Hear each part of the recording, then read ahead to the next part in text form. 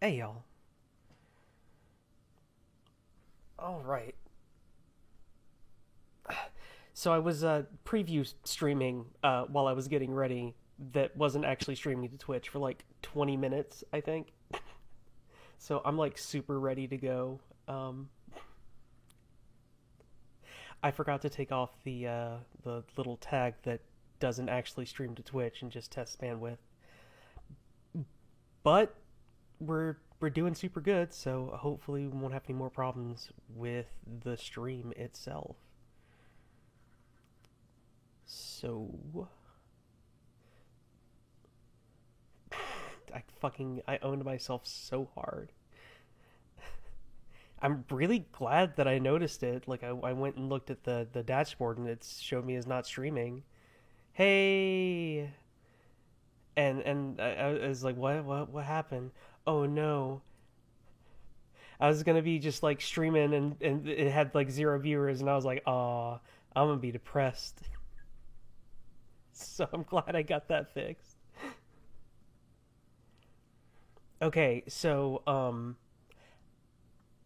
I have no idea if this is going to be as buck wild as the last mystery from our buddy John Charles Dent. I feel like it can't possibly be, right? Um, but let's see. It's got quite a name. John, no, how dare you?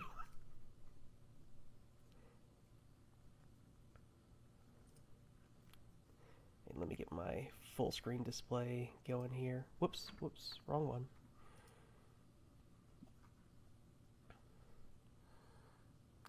Hell yeah, okay. So our next mystery would is titled Gagtooth's Image. I don't want to think about that name too strongly.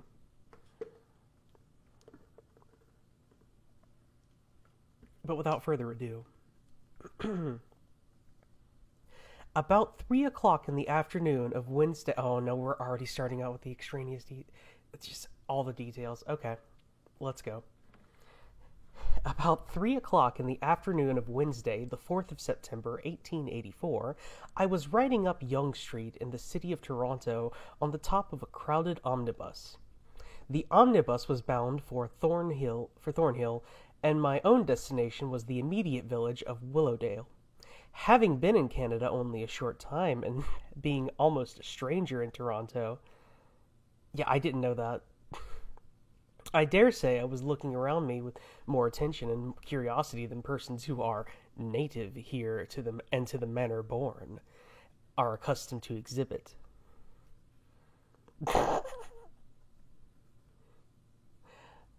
We had just passed Isabella Street and were rapidly nearing Charles Street when I noticed on my right hand a large dilapidated frame building standing in a solitary isolation a few feet back from the highway and presenting the appearance of a veritable old curiosity shop.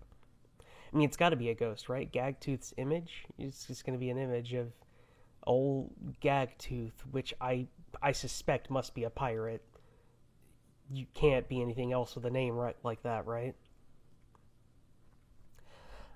A business was carried on here in second-hand furniture of the poorest description, and the object of the proprietors seemed to have been to collect about him all sorts of worn-out commodities and objects which were utterly unmarketable. Everyone who lived in Toronto at the time indicated will remember the establishment, which, as I subsequently learned, was owned and carried on by a man named Robert Southworth, familiarly cannot say that word for some reason, known to his customers as Old Bob. I had no sooner arrived abreast of the gateway leading up to the yard immediately adjoining the building in the southward, that my eyes rested upon something which instantly caused them to open themselves to their very widest capacity, and constrained me to signal the driver to stop, which he had no sooner done than I alighted from my seat and requested him to proceed on his journey without me. The driver eyed me suspiciously and evidently regarded me as an odd customer, but he obeyed my request and drove on northward, leaving me standing in the middle of the street. From my elevated seat on the roof of the bus, I had caught a hurried glimpse of a commonplace looking little marble figure placed on the top of a pedestal in the yard already referred to, where several other figures in marble, wood, bronze, stucco, and whatnot were exposed for sale. The particular figure which had attracted my attention was about 15 inches in height. Wow, he saw that from a bus, did he? And represented a little child in the attitude of prayer. Anyone seeing it for the first time would probably have taken it for a representation of the infant Samuel. Well, of course. I have called it commonplace, and considered as a work of art, such it undoubtedly was. Yet it must have possessed a certain distinctive individuality, for the brief glance which I have caught of it, even at that distance, had been sufficient to convince me that the figurine was an old acquaintance of mine.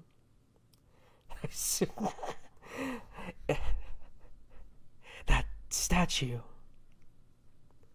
I must have it. It was in consequence of that conviction that I had dismounted from the omnibus, forgetful for the moment of everything but the matter which was uppermost in my mind. I lost no time in passing through the gateway leading into the yard and walking up to the pedestal upon which the little figure was placed. Taking the ladder in my hand, I found, as I had expected, that it was not attached to the pedestal, which was of totally different material and much more elaborate workmanship. Turning the figure upside down, my eyes rested on these words, deeply cut into the little circular throne upon which the figure rested: Jackson, Peoria, 1854. At this juncture, the proprietor of the establishment walked up to where I was standing beside the pedestal. Let me think about his voice here. Like to look at something in that way, sir? He asked. We have more inside. What is the price of this? I asked, indicating the figure in my hand. That, sir, you may have for 50 cents. That sounds like an old Bob, right? Of course, without the pedestal, which don't belong to it. Have you had it on hand long? Oh, I don't know, sir, but if you'll step inside for a moment, I can tell you. This way, sir. Taking the figure under my arm, I followed him into what he called the office, a small and dirty room crowded with old furniture in the last stage of dilapidation. From a desk in one corner, he took a large tome labeled Stockbook, to which he referred, after glancing at a hieroglyphical device pasted on the figure which I held under my arm. Yes, sir, had that since the 14th of March, 1880. Bought it at Morris and Blackwell's sale, sir. Who and what are Messrs. Morris and Blackwell? I inquired. They were auctioneers down on Adelaide Street in the city, sir. Failed sometime last winter. Mr. Morris has since died, and I believe Blackwell, the other partner, went to the States. After a few more questions, finding that he knew nothing whatever about the matter beyond what he had already told me, I paid over the 50 cents, and, declining with thanks his offer to send my purchase home to me, I marched off with it down the street and made the best of my way back to the Rosen house, where I had been staying for some days before.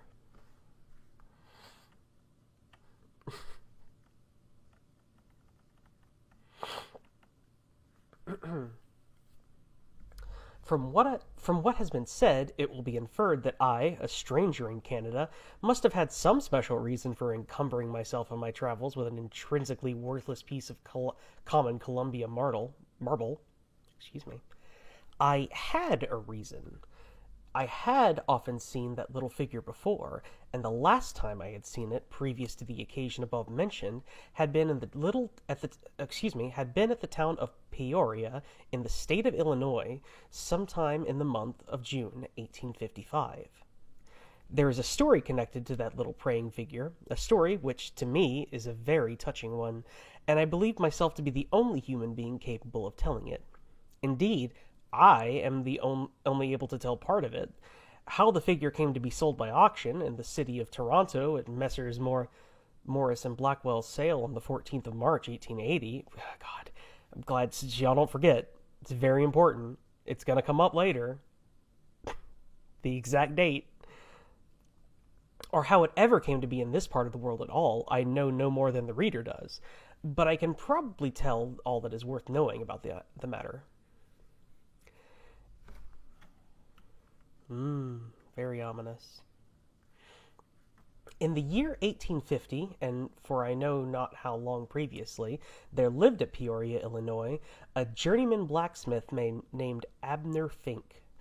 I mentioned the date, 1850, because it was in that year that I myself settled in Peoria and first had any knowledge of him, but I believe he had been living there for some length of time. He was employed at the foundry of Messrs. Gowanlock and Van Duzer, and was known for an excellent workman of steady habits and good moral character, qualifications which were by no means universal, nor even common among persons of his calling and degree of life at the time and place of which I am writing. But he was still more conspicuous on the Lucius non lucindo principle. I have no idea. You heard me. Gowanlock, I assume. I have no idea what that Latin phrase means. Somebody's going to have to help me out with that one.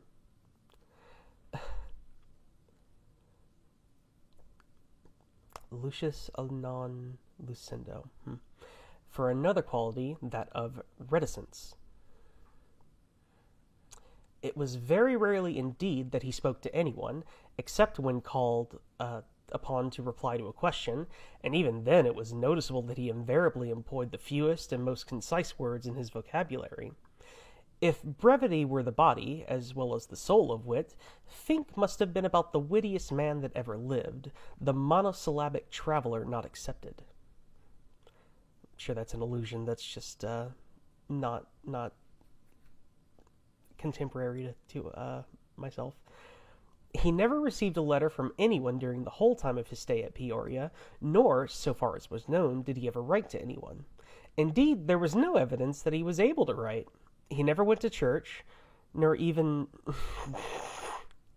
Yo, that is definitely a quality I feel, since it is so prevalent in all of our... Grove does not shine.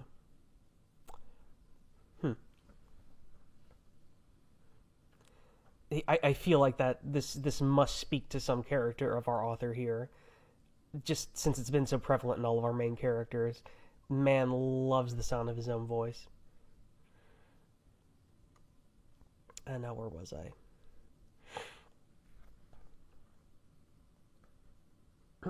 He never went to church, nor even to meeting, never attended any public entertainment, never took any holidays. All his time was spent either at the foundry where he worked, or at the boarding house where he lodged. In the latter place... Oh, I lost my place. In the latter place, the greater part of his hours of relaxation were spent in looking either out the window or into the fire, thinking, apparently, about nothing in particular. All endeavors on the part of his fellow boarders to draw him into conversation were utterly fruitless. No one in the place knew anything about his past life, and when his fellow journeymen in the workshop attempted to inveigle him into any convenient confidence on that subject, he had a trick of calling up a harsh and sinister expression of countenance which effectively nipped all such experiments in the bud. Even his employers failed to elicit anything from him on his head beyond the somewhat vague piece of intelligence that he hailed from down east. The foreman of the establishment, with a desperate attempt at facetiousness, used to say of him that no one knew who he was, where he came from, where he was going to, or what he was going to do when he got there.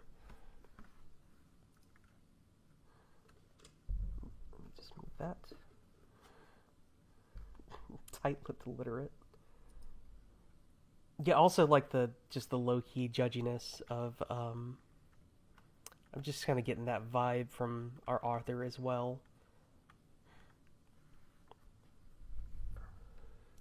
And yet, this utter lack of sociability could scarcely have arisen from a positive surliness or unkindness of disposition. Instances were not wanting in which he had given pretty strong evidence that he carried beneath that rugged and uncouth exterior a kinder and more gentle heart than is possessed by most men. Upon one occasion he had jumped at the imminent peril of his life from the bridge which spans the Illinois River just above the entrance to the lake, and had fished up a drowning child from its depths and borne it to the shore in safety. In doing so, he had been compelled to swim through a swift and strong current which would have swamped any swimmer with one particle less strength, endurance, and pluck. At another time, hearing his landlady say at dinner that an execution was in the house of a sick man with a large family, and at the other end of town, he left his dinner untouched, trudged off to the place indicated, and, though the debtor was an utter stranger to him, paid off the debt and costs in full without taking any assignment of the judgment or any other security. Then he went quietly back to his work. From my knowledge of the worthless and impetuous character of the debtor, I am of the opinion that Fink never received a cent in the way of reimbursement.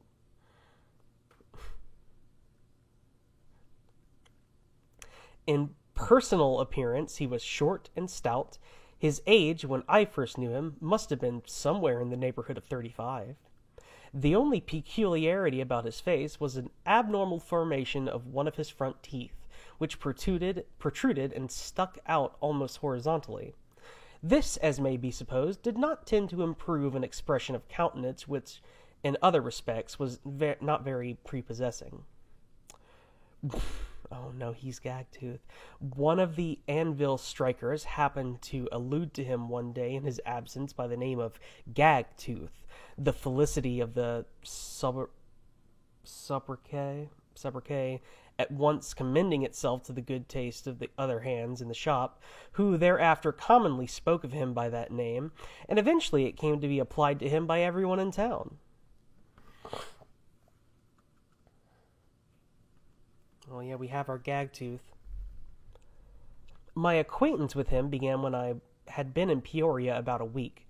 I may premise that I am a physician and surgeon, a graduate of Harvard.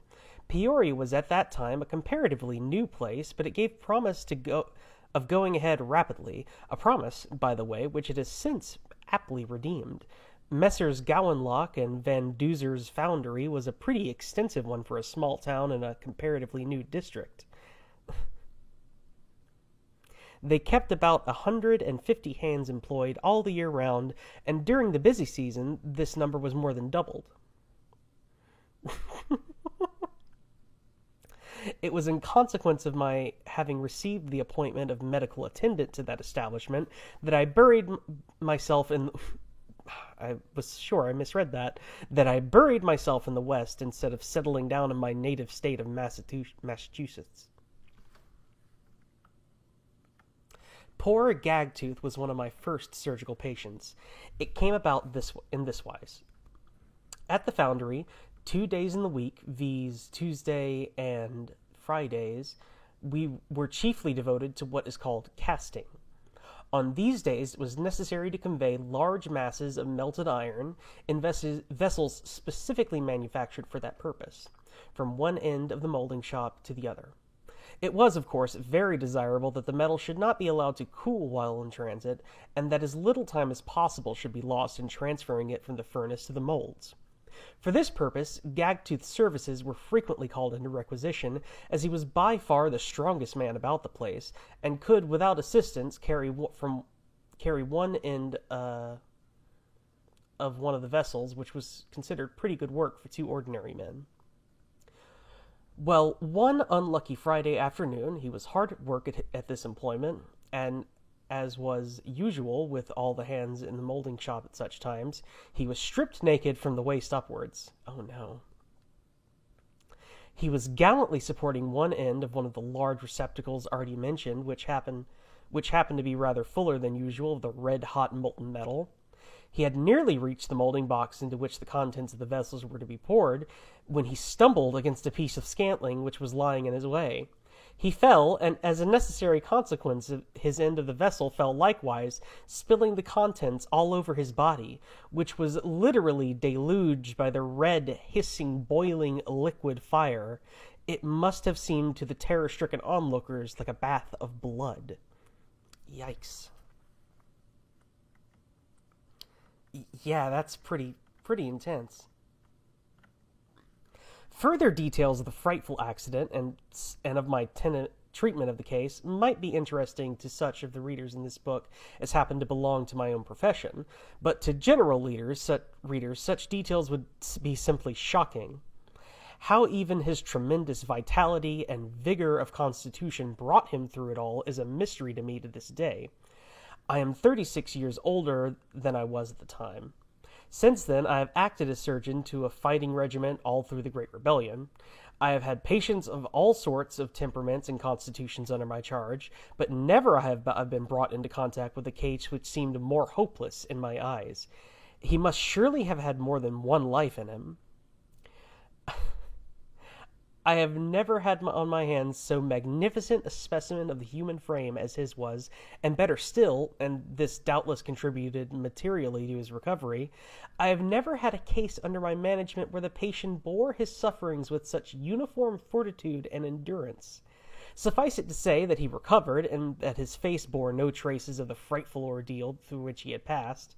I don't think he was ever quite the same man as before his accident.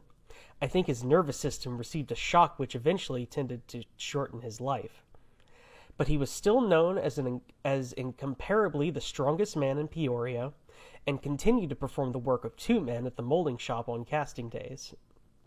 In every other respect he was apparently the same, not a whit more disposed to be companionable before his accident. I used frequently to meet him on the street as he was going to and fro between his boarding house and the workshop. He was always alone, and more than once I came to a full stop and inquired after his health, or anything else that seemed to afford a feasible topic for conversation. He was uniformly civil and even respectful, but confined his remarks to replying to my questions, which, as usual, was done in the fewest words. During the 12 months succeeding his recovery, so far as I am aware, nothing occurred worthy of being recorded in Gagtooth's annals. About the expiration of that time, however, his landlady, by his authority, at his request, and in his presence, made an announcement to the boarders assembled at the dinner table which, I should think, must literally have taken away their breaths. Gagtooth was going to be married.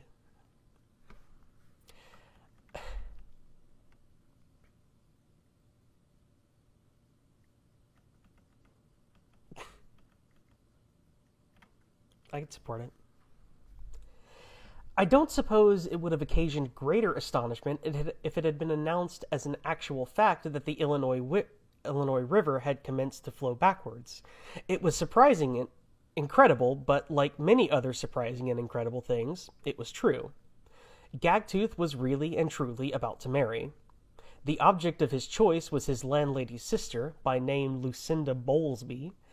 How or when the wooing had been carried on, how the engagement had been led up to, and in what terms the all-important question had been propounded, I am not prepared to say. I need hardly observe that none of the boarders had entertained the faintest suspicion that anything of the kind was impending. The courtship, from first to last, must have been somewhat of a piece with that of the late Mr. Barkis. I feel like I don't understand that sentence. But alas, Gagtooth did not settle his affections so judiciously, nor did he draw such a prize in the matrimonial lottery as Barkis did. Two women more entirely dissimilar in every respect than Peggotty and Lucinda Bowlesby can hardly be imagined. Lucinda was 19 years of age. She was pretty, and, for a girl of her class and station in life, tolerably well educated. I see. But I don't understand who Mr. Barkis is, but again, I assume that's just contemporary to our author. But she was notwithstanding a light, giddy creature, and, I fear, something worse at the time. At all events, she had a very questionable sort of reputation among the boarders in the house, and was regarded with suspicion by everyone who knew anything about her poor Gagtooth, who knew anything about her poor Gagtooth alone excepted.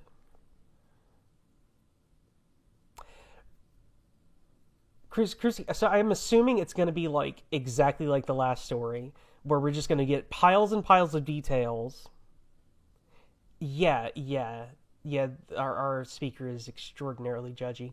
Is we're going to get piles and piles of details, and then the story's going to, like, slap us. And, like, it's going to be like, what? That this is sort of, like, the same pace as the Gerard Street mystery, at least. In due time, the wedding took place. It was solemnized at the boarding house, and the bride and bridegroom, disdaining to defer to the common usage, spent their honeymoon in their own house. Gagtooth had rented and furnished a little frame dwelling on the outskirts of town on the bank of the river, and thither the couple retired as soon as the hymeneal knot, oh dear, that's a name, word, was tied. Hymene? I mean, that's like hymen is the root word of that, right? Next morning, the bridegroom made his appearance at the forge and went to work as usual, as though nothing had occurred to disturb the serenity of his life. Time passed by. Rumors now and then reached my ears to the effect that Mrs. Fink was not behaving herself very well, and that she was leading her husband rather a hard life of it. She had been seen driving out to the country with a young lawyer from Springfield, who occasionally came over to Peoria to attend the sittings of the district court. She moreover had the reputation of habitually indulging in the contents of the cup that cheers and likewise inebriates. She was drinking! The contents of the cup that cheers and likewise inebriates. Please, Dent. However, in the regular course of things, I was called upon to assist at the first appearance upon life stage of a little boy upon whom his parents bestowed the name of Charlie.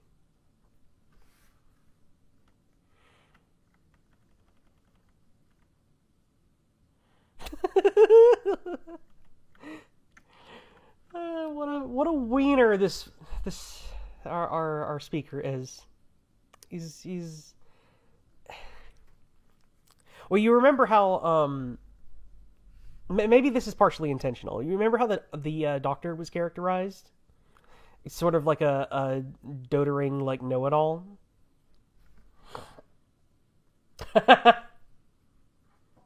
Maybe. I think some of that's in the public domain. I could probably read some of that. I have no idea. The night of Charlie's birth was the first time I had ever been in the house, and if I remember right, it was the first time I had ever set eyes on Miss Fink since her marriage. I was not long in making up my mind about her, oh, I bet you weren't, and I had ample opportunity for forming an opinion as to her character, for she was unable to leave her bed for more than a month, during which time I was in attendance upon her almost daily. I also attended little Charlie through the measles, scarlet rash, whooping cough, and all his childish ailments, and in fact I was a pretty regular visitor at the house from the time of his birth until his father left the neighborhood, as I shall presently have to relate. I believe Mrs.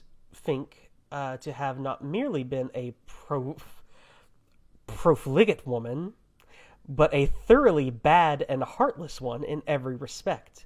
She was perfectly indifferent to her husband, whom she shamefully neglected, and almost indifferent to her child. She seemed to care for nothing in the world but dress and strong waters, and to procure these was no depth of degradation. There was no depth of degradation to which she would not stoop. As a result of my constant professional attendance upon his mother during the first month of little Charlie's life, I became better acquainted with his father than anyone in Peoria had ever done. He seemed to know what I saw. He seemed to know that I saw into and sympathized with his domestic troubles, and my silent sympathy seemed to afford him some consolation. As the months and years passed by, his wife's conduct became worse and worse, and his affections centered themselves entirely upon his child, whom he loved with a passionate affection to which I have never seen a parallel. Just be my guest, dude. Go ahead. You screaming for the both of us. Take a little sip here. And being dehydrated by all of this pretension.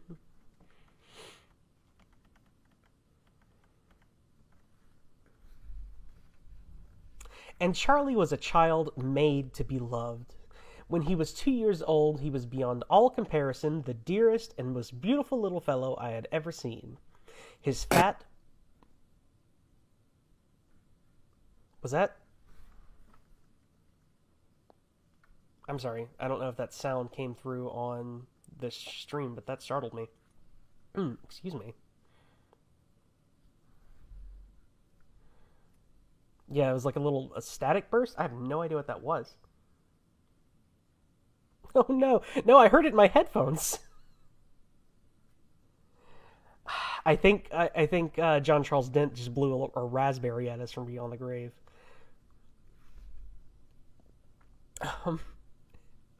His fat, plump, chubby little figure, modeled after Cupid's own, his curly flaxen hair, his matchless complexion, fair and clear as the sky on a sunny summer day, and his bright, round, expressive eyes, which imparted intelligence to his every feature,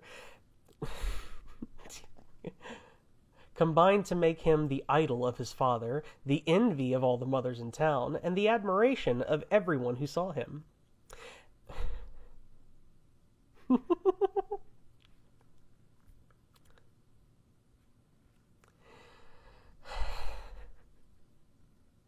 And he's just a cute kid.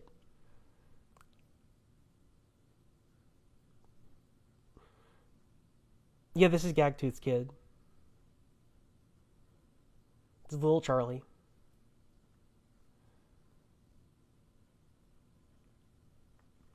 At noon, when the great foundry bell rang, which was the signal for the workmen to go to dinner, Charlie might regularly be seen toddling as fast as his stout little legs could spin along the footpath leading over the common in the direction of the workshops. When about halfway across, he would be certain to meet his father, who, taking the child up in his bare, brawny, smoke-begrimed arms, would carry him home, the contrast between the two strongly suggesting Vulcan and Cupid. At 6 o'clock in the evening, when the bell announced that work was over for the day, a similar little drama was enacted.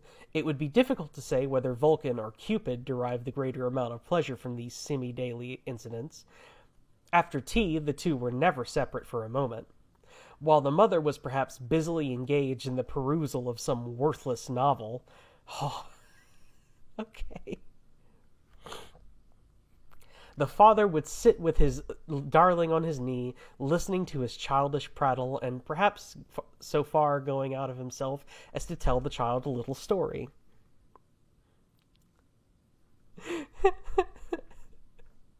It seemed to be an understood thing that the mother should take no care or notice of the boy during her husband's presence in the house.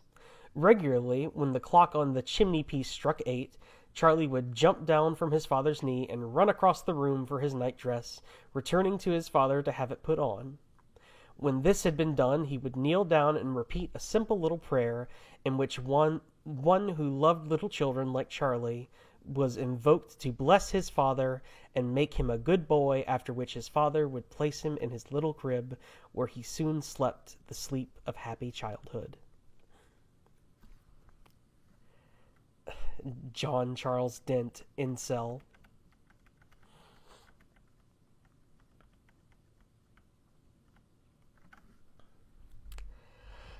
My own house was not far from theirs, and I was so fond of Charlie that it was no uncommon thing for me to drop in upon them for a few minutes when returning from my office in the evening. Upon one occasion I noticed the child more particularly than usual while he was in the act of saying his prayers. His eyes were closed, his plump little hands were clasped, and his cherubic little face was turned upwards with an expression of infantile trustfulness and adoration which I shall never forget. I have never seen, nor do I ever expect to see, anything else half so beautiful. When he arose from his knees and came up to me to say, "Good night," I kissed his upturned little face with an even greater fervor than usual. After he had been put to bed, I mentioned the matter to his father, and said something about my regret that the child's expression had not been caught by a sculptor and fixed in stone. I had little idea of the effect my remarks were destined to produce. Thank you.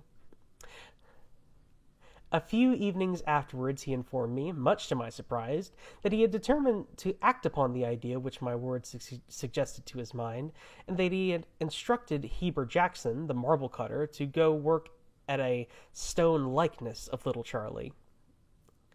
He just kissed a little baby on. He didn't say like where you. It doesn't matter. He's. I think you're reading a little bit too much into that. He just kissed a little baby. You gonna give a little baby a smooch? I mean, I guess not having any faith in our author is fair, but like,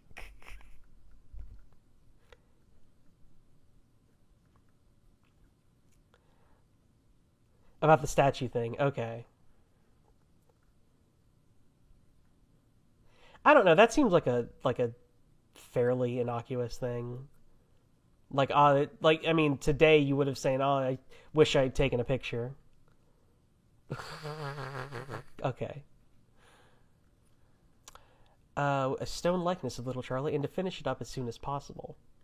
He did not seem to understand that the proper performance of such a task required anything more than a mere mechanical skill, and that an ordinary tombstone cutter was scarcely the sort of artist to do justice to it. That's valid. However, when the stone likeness was finished and sent home, I confess I was astonished at how well Jackson had succeeded. He had not, of course, caught the child's exact expression. It is probable, indeed, that he never saw the expression on Charlie's face, which had seemed so beautiful to me, and which had suggested to me the idea of its being embodied in marble, as the professionals call it. But the image was, at all events, according to order, a likeness. The true lineaments were there, and I could have recognized it in I could have recognized it for a representation of my little friend at first glance, wherever I might have seen it. In short, it was precisely one of those works of art which had no artistic value whatever for anyone who is unacquainted with or uninterested in the subject represented. But knowing and loving little Charlie as I did, I confess that I used to contemplate Jackson's piece of workmanship with an admiration and enthusiasm which the contents of Italian galleries have failed to arouse in me. I still don't know where our story is going, but it is precious. This is a cute little story.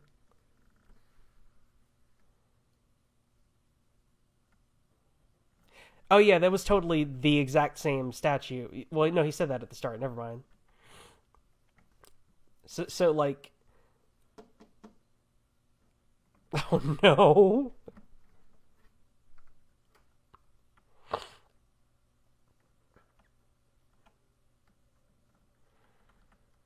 I mean, where's it going to go from here? Because it's like that's the story of the statue. Like, what more is there? I don't know where this. I don't know where the story can go from here.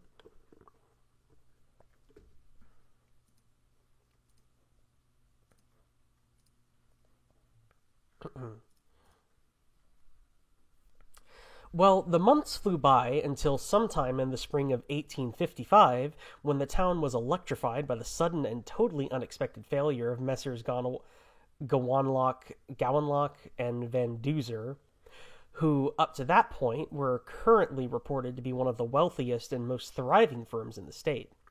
Their failure was not only a great misfortune for the workmen, who were thus thrown out of present employment, for the creditors did not carry on the business, but was regarded as a public calamity to the town and neighborhood, the prosperity whereof had been enhanced in no inconsiderable degree by the carrying on of so extensive an establishment in their midst, and by the enterprise and energy of the proprietors, both of whom were first-rate businessmen.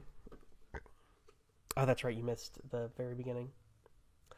The failure was in no measure attributed to either dishonesty or want of prudence on the part of Messrs. Gowanlock and Van Duzer, but simply to the invention of a new patent which rendered valueless the particular agricultural implement which constituted the speciality of the establishment, and of which there was an enormous stock on hand. There was not the shadow of a hope of the firm of being able to get upon its legs again. The partners surrendered everything almost to the last dollar, and shortly afterwards left Illinois for California. Now, this failure, which more or less affected the entire population of Peoria, was especially disastrous to poor Fink. For past years, he had been saving money, and as Messrs. Gowanlock and Van Duzer allowed interest at a liberal rate upon all deposits left in their hands by workmen, all his surplus earnings remained untouched. The consequence was that the accumulations of years were swamped at one fell swoop, and he found himself reduced to poverty. And as though misfortune was not satisfied with visiting him thus heavily, the very day of the failure he was stricken down by typhoid fever. Not the typhoid fever known in Canada, which is bad enough, but the terrible putrid typhoid of the West, which is known nowhere else on the face of the globe, and in which the mortality in some years reaches 40%.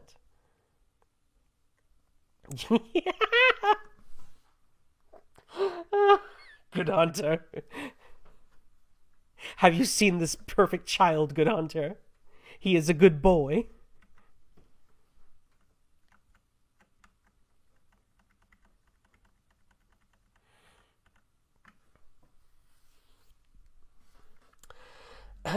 Of course, I was at once called in.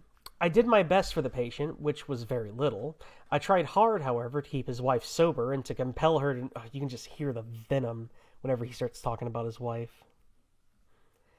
I tried hard, however, to keep his wife sober and to compel her to nurse him judiciously. As for little Charlie, I took him home with me to my house, where he remained until his father was so far convalescent as to prevent all fear of infection. Meanwhile, I knew nothing about Gagtooth's money having been deposited in the hands of his employers, and consequently was ignorant of his loss. I did not learn this circumstance for weeks afterwards, and of course had no reason for supposing that his wife was in any wise straitened for money. Once, when her husband had been prostrated for about a fortnight, I saw her with a roll of banknotes in her hand. Little did I suspect how they had been obtained.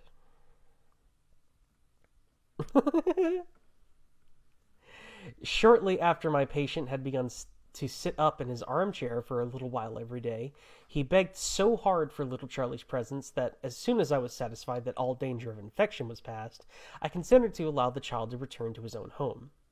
In less than a month afterwards, the invalid was able to walk out in the garden for a few minutes every day when the weather was favorable, and in these walks Charlie was his constant companion. The affection of the poor fellow for his flaxen-haired darling was manifested in every glance of his eye and in every tone of his voice. He would kiss the little chap and pat him on the head 100 times a day. He would tell him stories until he himself was completely exhausted, and although I knew that this tended to retard his complete recovery, I had not the heart to forbid it. I had often since felt thankful that I never made any attempt to do so. At last, the 15th of September arrived. On that morning of that day, Messrs. Rockwell and Dunbar's combined circus and menagerie made a triumphal entry into Peoria, and was to exhibit on the green down by the river-bank. The performance had been ostentatiously advertised and placarded on every dead wall in town for a month back, and all the children in the place, little Charlie included, were wild on the subject. Signor Martigny was to enter a den containing 3 full-grown lions, and was to go through the terrific and disgusting ordeal usual on such occasions. Gagtooth, of course, was unable to go, but, being unwilling to deny his child any reasonable pleasure, he had consented to Charlie's going with his mother. I happened to be passing the house on my way homewards to dinner, just as the pair were about to start, and called in to say good-bye to my patient. Never shall I forget the embrace and the kiss which the father bestowed on the little fellow. I can see them now, after all these years, almost as distinctly as I saw them on that terrible 15th of September, 1855. Just in case you forgot the year. They perfectly clung to each other, and seemed unwilling to part even for the 2 or 3 hours during which the performance was to last. I can see the mother, too, impatiently waiting in the doorway, and telling Charlie that if he didn't stop that nonsense, they would be too late to see Samson killing the lion. She, heaven help her, thought nothing and cared nothing about the pleasure the child was to derive from the entertainment. She was only anxious on her own account, impatient to shew her good looks and her cheap finery to the 2,000 and odd people assembled under the huge tent. That's okay. That's your prediction. That would be messed up.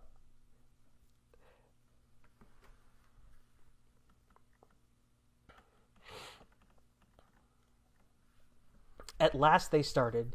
Gagtooth got up and walked to the door, following them with his eye as far as he could see them down the dusty street. Then he returned and sat down in his chair.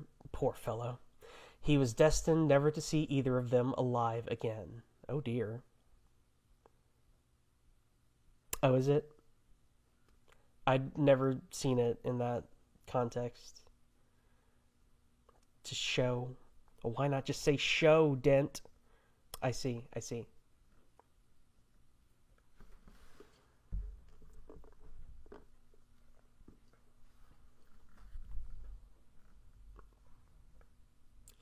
Notwithstanding her fear lest she might not arrive in time for the commencement of the performance, Mrs. Fink and her charge reached the ground at least half an hour before the ticket office was open, and I regret to say that half hour was sufficient to enable her to form an acquaintance with one of the property men of the establishment, to whom she contrived to make herself so agreeable that he passed her and Charlie into the tent free of charge.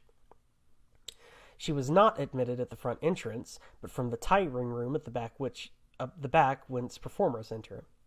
She sat down just at the left of this entrance, immediately adjoining the lion's cage. Oh, dear. Ere long, the performance commenced. Signor Martigny, when his turn came in, entered the cage as per announcement, but he was not long in discovering by various signs not to be mistaken that his charges were in no humor to be played with on that day.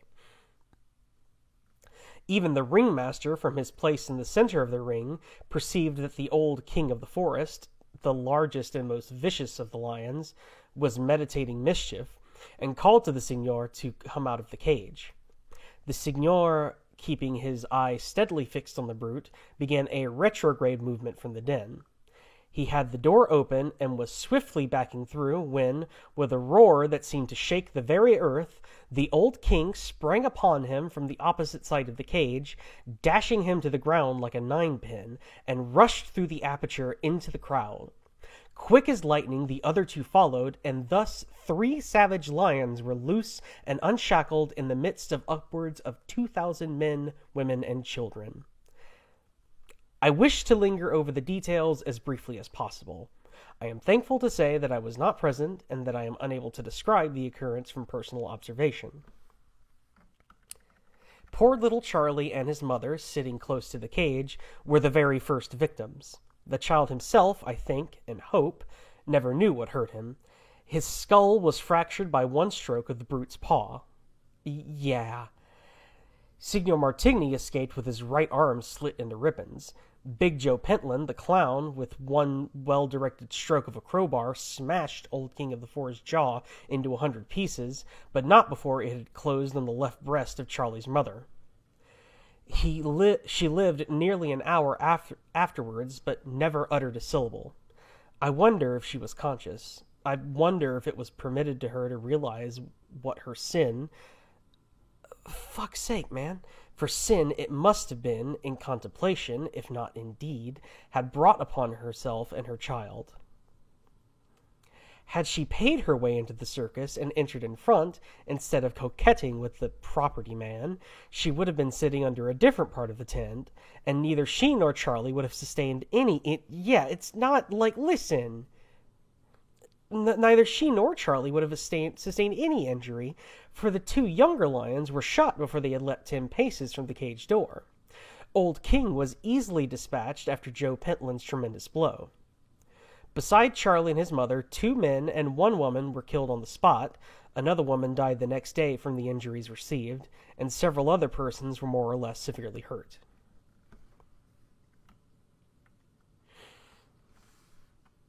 Immediately after dinner, I had driven out to the country to pay a professional visit, so that I heard nothing about what had occurred until some hours afterward. I was informed of it, however, before I reached the town on my way homeward. To say that I was inexpressibly shocked and grieved would merely be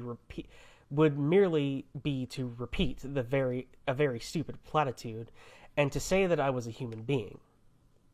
I had learned to love poor little Charlie almost as dearly as I loved my own children, and his father, what would the consequence be to him? I drove direct to his house, which was filled with people, neighbors, and others who had called to administer such consolation as the circumstances would admit of. I am not ashamed to confess that the moment my eyes rested upon the bereaved father, I burst into tears. He sat with, good Lord, he sat with his child's body in his lap and seemed literally transformed into stone. A breeze came in through the open doorway and stirred his thin, iron-gray locks as he sat there in his armchair. He was unconscious of everything, even of the presence of strangers. His eyes were fixed and glazed. Not a sound of any kind, not even a moan, passed his lips, and it was only after feeling his pulse that I was able to pronounce with certainty that he was alive. One single gleam of animation overspread his features for an instant when I gently removed the crushed corpse from his knees and laid it on the bed, but he quickly relapsed into stolidity. I was informed that he had sat thus ever since he had first received the corpse from the arms of Joe Pentland, who had brought it home without changing his clown's dress. Heaven grant that I may never look upon such a sight again as the poor, half-recovered invalid presented during the whole of that night and for several days afterward. For the next 3 days I spent all of the time with him I possibly could, for I dreaded either a relapse of the fever or the loss of his reason. The neighbors were very kind and took upon themselves the burden of everything connected with the funeral. As for Fink himself, he seemed to take everything for granted and interfered with nothing. When the time arrived for fastening down the coffin lids, I could not bear to permit that ceremony to be performed without affording him the opportunity of kissing the dead lips of his darling for the last time. I gently led him up to the side of the bed which the two coffins were placed. At sight of his little boy's dead face, he fainted, and before he revived, I had the lids fastened down.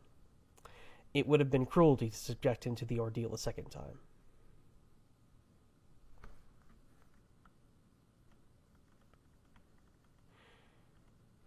The day after the funeral, he was sufficiently recovered from the shock to be able to talk. He informed me that he had concluded to leave the neighborhood and requested me to draw up a poster advertising all of his furniture and effects for sale by auction. He intended, he said, to sell everything except Charlie's clothes and his own, and these, together with a lock of the child's hair and a few of his toys, were all that he intended to take away with him. "But of course," I remarked, "you don't intend to sell the stone likeness." He looked at me rather strangely and made no reply. I glanced around the room, and to my surprise, the little statue was nowhere to be seen. It then occurred to me that I had not noticed it since Gagtooth had been ill. "By the by, where is it?" I inquired. "I don't see it."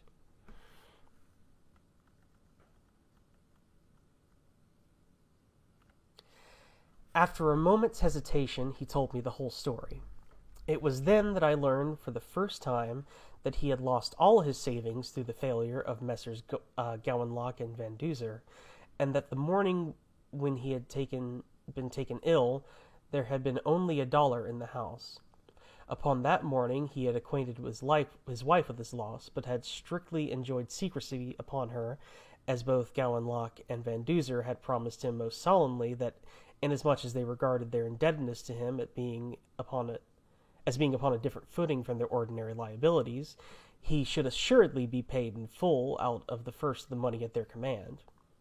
He had implicit reliance upon their word, and requested me to take charge of the money upon its arrival, and to keep it until he instructed me, by post or otherwise, how to dispose of it. To this I, of course, consented. The rest of the story he could only repeat upon the authority of his wife, but I had no reason for disbelieving any portion of it.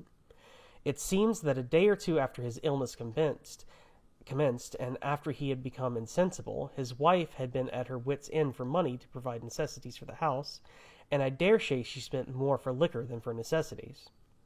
She declared that she had made up her mind to apply to me for a loan when a stranger called at the house, attracted, as he said, by the little image which had been placed in the front window and was thus visible to passers-by. He announced himself as Mr. Silas Pomeroy, merchant of Myrtle Street, Springfield. He said that the face of the little image strikingly reminded him of the face of a child of his own which had died some time before.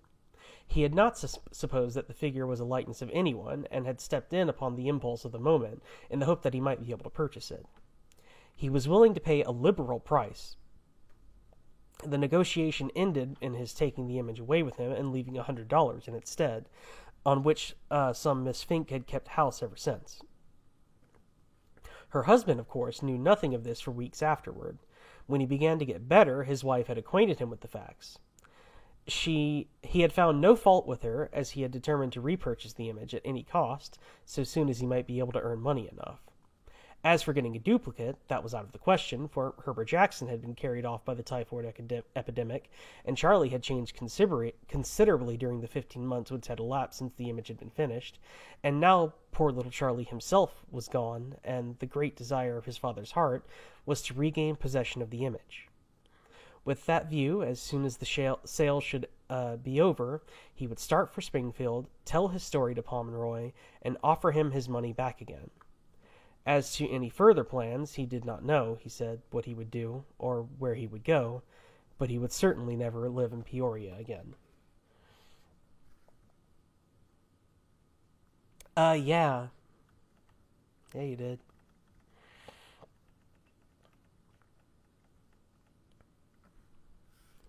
In a few days, the sale took place, and Gagtooth started for Springfield with about $300 in his pocket.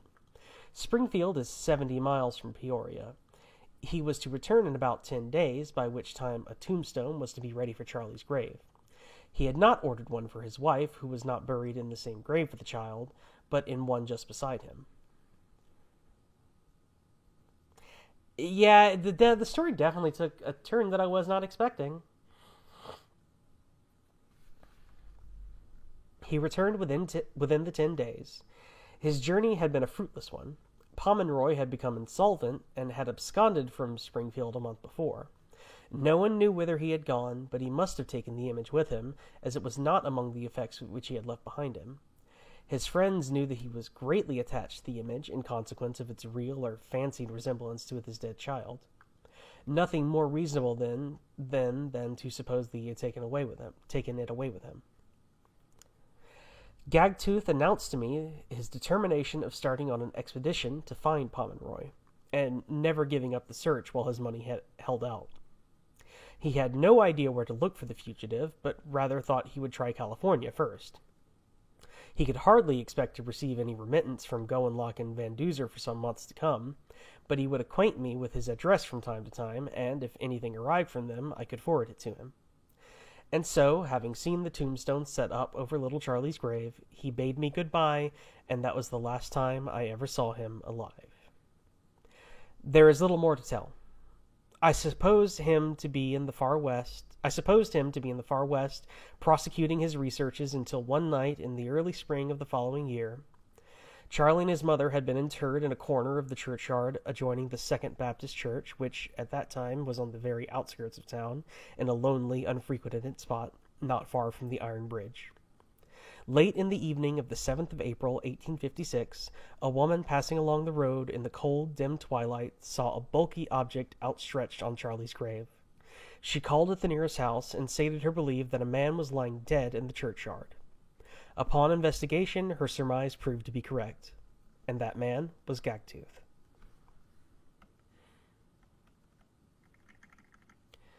Dead, partially, no doubt, from cold and exposure, but chiefly, I believe, from a broken heart. Where had he spent the 6 months which had elapsed since I bade him farewell? To this question I am unable to reply, but this much was evident. He had dragged himself back just in time to die on the grave of the little boy whom he had loved so dearly, and whose brief existence had probably supplied the one bright spot in his father's life. I had him buried in the same grave with Charlie, and there, on the banks of the Illinois River, After life's fitful fever, he sleeps well. I never received any remittance from his former employers, nor did I ever learn anything further of Silas Pomeroy. Indeed, so many years have rolled away since the occurrence of the events above narrated, years pregnant with great events to the American Republic, events, I am proud to say, in which I bore my part, that the wear and tear of life had nearly obliterated all memory of the episode from my mind, until, as detailed in the opening paragraphs of this story, I saw Gagtooth's image from the top of a Thornbill omnibus.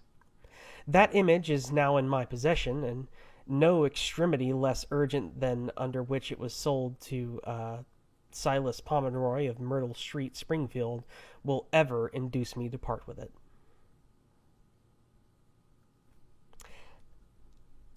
And that's Gagtooth's image. It's certainly not what I expected based on the first story.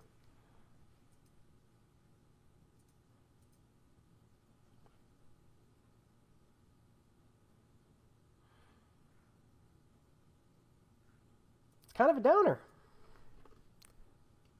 if I'm being honest.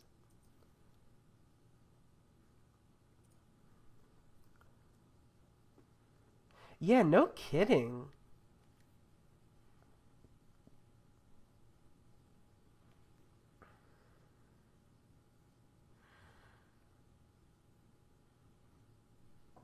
I mean, I don't know. It's like a it's sort of a bittersweet story. I don't know. The common theme, at least between the two, seems to just be in incredibly unlikely happenings.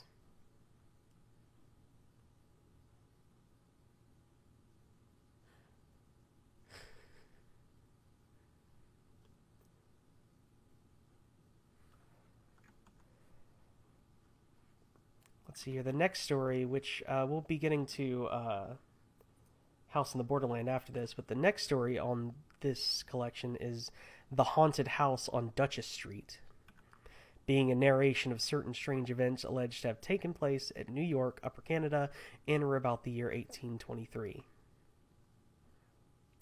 So I assume we're going to get a completely different tone in the next story. Who knows what that's going to be like?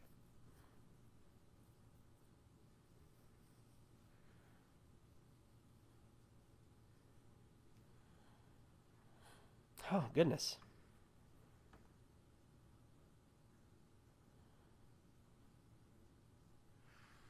Well, I'm going to take a short break and grab some more water. And then we'll get back with House on the Borderland.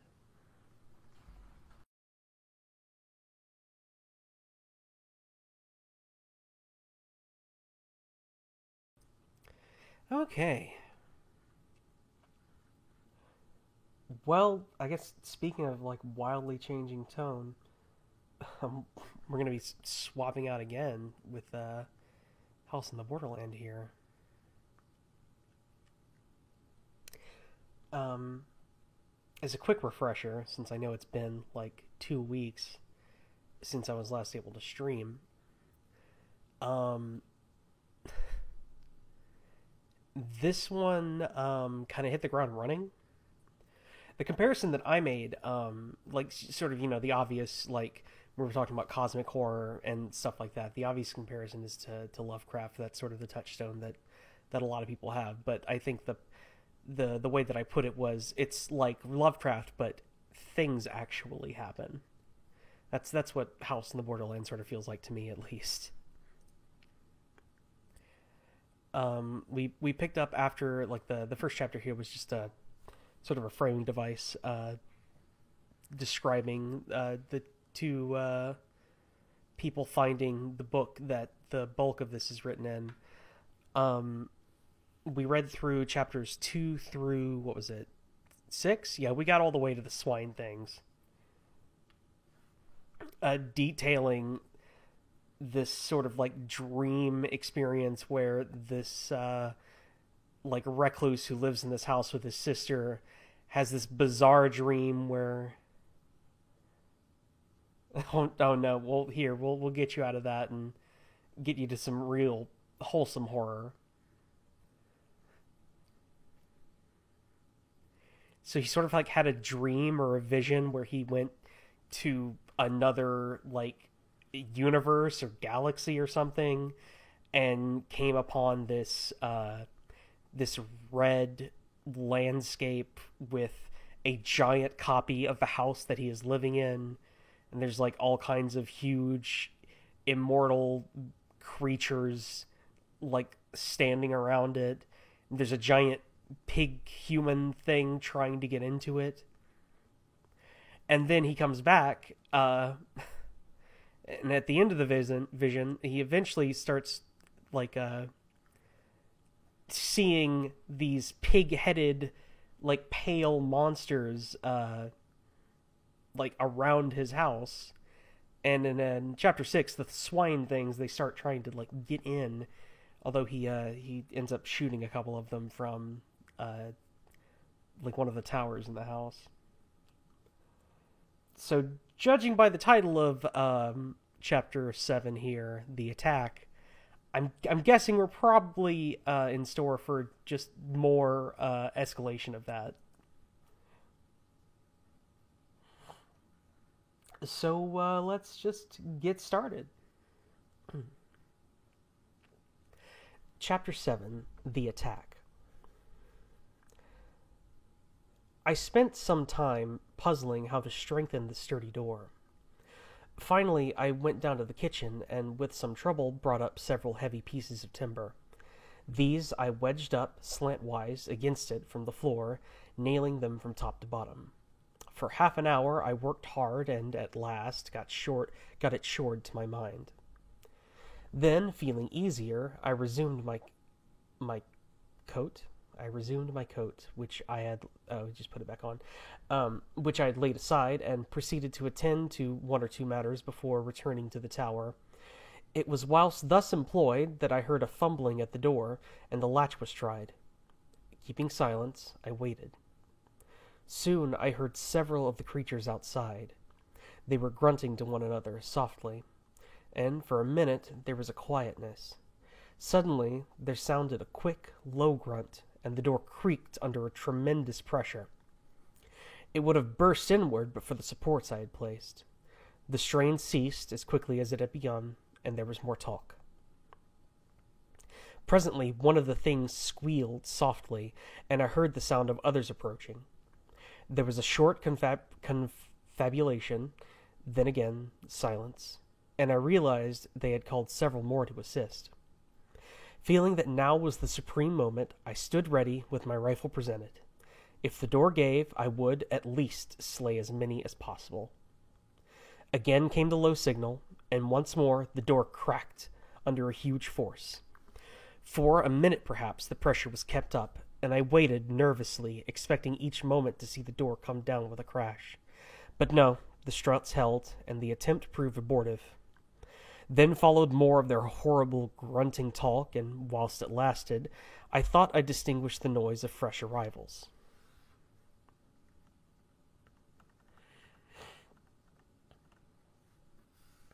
After a long discussion, during which the door was several times shaken, they became quiet once more, and I knew that they were going to make a third attempt to break it down.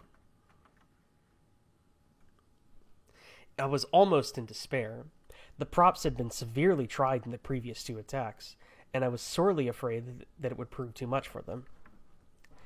At that moment, like an inspiration, a thought flashed into my troubled brain.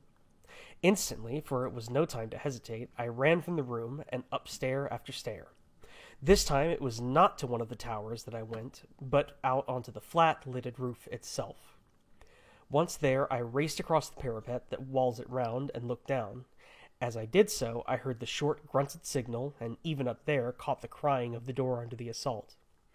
There was not a moment to lose, and leaning over, I aimed quickly and fired. The report rang sharply, and almost blending with it came the loud splud of the bullet striking its mark. From below rose a shrill wail, and the door ceased its groaning. Then, as I took my weight from off the parapet, a huge piece of the stone coping slid underneath me, and fell with a crash among the disorganized throng beneath. Several horrible shrieks quavered through the night air, and as I heard the sound, and then I heard the sound of scampering feet. Cautiously, I looked over. In the moonlight, I could see a great coping stone lying across the threshold of the door. I thought I saw something under it, several things, white, but I could not be sure. And so a few minutes passed. As I stared, I saw something come round out of the shadow of the house. It was one of the things.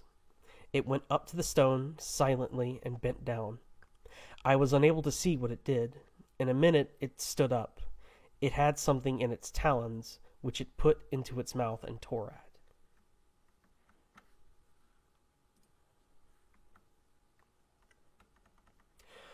For the moment, I did not realize. Then, slowly, I comprehended. The thing was stooping again.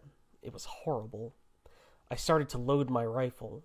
When I looked again, the monster was tugging at the stone, moving it to one side. I leant the rifle on the coping and pulled the trigger. The brute collapsed on its face and kicked slightly. Simultaneously, almost with the report, I heard another sound, that of breaking glass. Waiting only to recharge my weapon, I ran from the roof and down the first 2 flights of stairs. Here I paused to listen. As I did so, there came another tinkle of falling glass. It appeared to come from the floor below. Excitedly, I sprang down the steps and, guided by the rattle of the window sash, reached the door of one of the empty bedrooms at the back of the house. I thrust it open. The room was but dimly illuminated by the moonlight, most of the light being blotted out by the moving figures at the window. Even as I stood, one crawled through into the room. Leveling my weapon, I fired point blank at it, filling the room with a deafening bang. When the smoke cleared, I saw that the room was empty and the window free. The room was much lighter. The night air blew in coldly through the shattered panes. Down below in the night I could hear a soft moaning and a confused murmur of swine voices. Stepping to one side of the window, I reloaded and then stood there, waiting. Presently I heard a scuffling noise. From where I stood in the shadow, I could see without being seen. Nearer came the sounds, and then I saw something come up above the sill and clutch at the broken window frame. It caught a piece of the woodwork, and now I could make out that it was a hand and arm. A moment later, the face of one of the swine creatures rose into view. Then, before I could use my rifle or do anything, there came a sharp crack, and the window frame gave way under the weight of the thing. Next instant, a squashing thud and a loud outcry told me that it had fallen to the ground. With a savage hope that it had been killed, I went to the window. The moon had gone behind a cloud so that I could see nothing, though a steady hum of jabbering just beneath where I stood indicated that there were several more of the brutes close in hand. As I stood there, looking down, I marveled how it could have been possible for the creatures to climb so far, for the wall was comparatively smooth, while the distance to the ground must be at least 80 feet.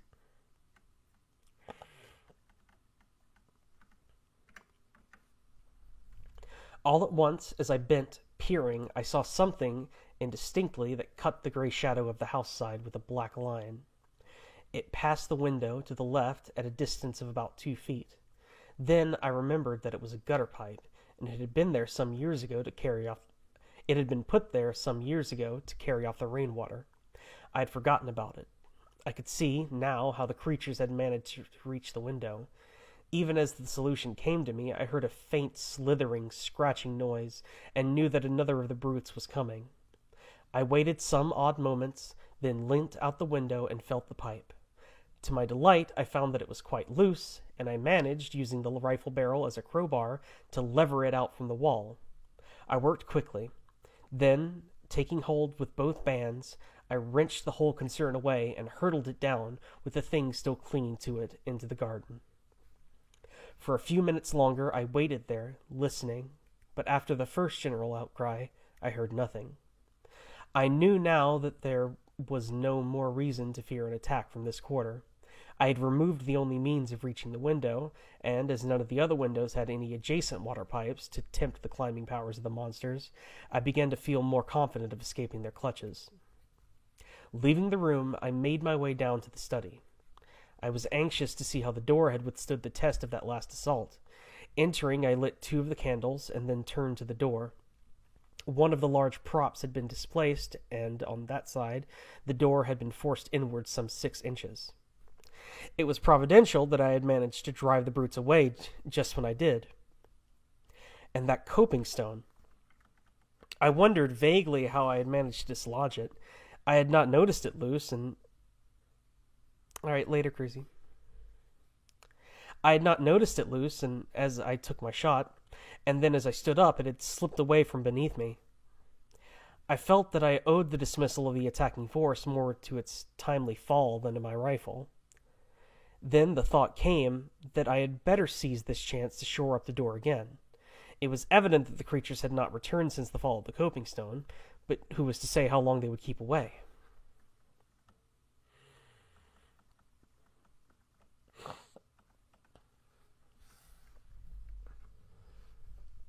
There and then I set to at repairing the door, working hard and anxiously. First, I went down to the basement and rummaging around several pieces of heavy oak planking. Found several pieces of heavy oak planking. With these, I returned to the study and, having removed the props, placed the planks up against the door. Then I nailed the heads of the struts to these, and driving them well at home at the bottoms, nailed them there again. Thus I made the door stronger than ever, for now it was solid with the backing of the boards, and would, I felt convinced, stand at a heavier pressure than hitherto without giving way. After that, I lit the lamp which I had brought from the kitchen, and went down to have a look at the lower windows. Now that I had seen an instance of the strength the creatures possessed, I felt considerable anxiety about the windows on the ground floor, in spite of the fact that they were so strongly barred. I first went to the buttery, having a vivid remembrance of my late adventuring there. The place was chilly, and the wind sowing through the broken glass produced an eerie note. Apart from the general air of dismalness, the place was as I had left it the night before. Going up to the window, I examined the bars closely, noting, as I did so, their comfortable thickness. Still, as I looked more intently, it seemed to me that the middle bar was bent slightly from the straight, yet it was but trifling, and it might have been so for years. I had never before noticed them particularly. I put my hand through the broken window and shook the bar. It was as firm as a rock. Perhaps the creatures had tried to start it, and finding it beyond their power, ceased from the effort. After that, I went round to each of the windows, in turn, examining them with careful attention, but nowhere else could I trace anything to show that there had been any tampering. Having finished my survey, I went back to the study and poured myself out a little brandy, and then to the tower to watch.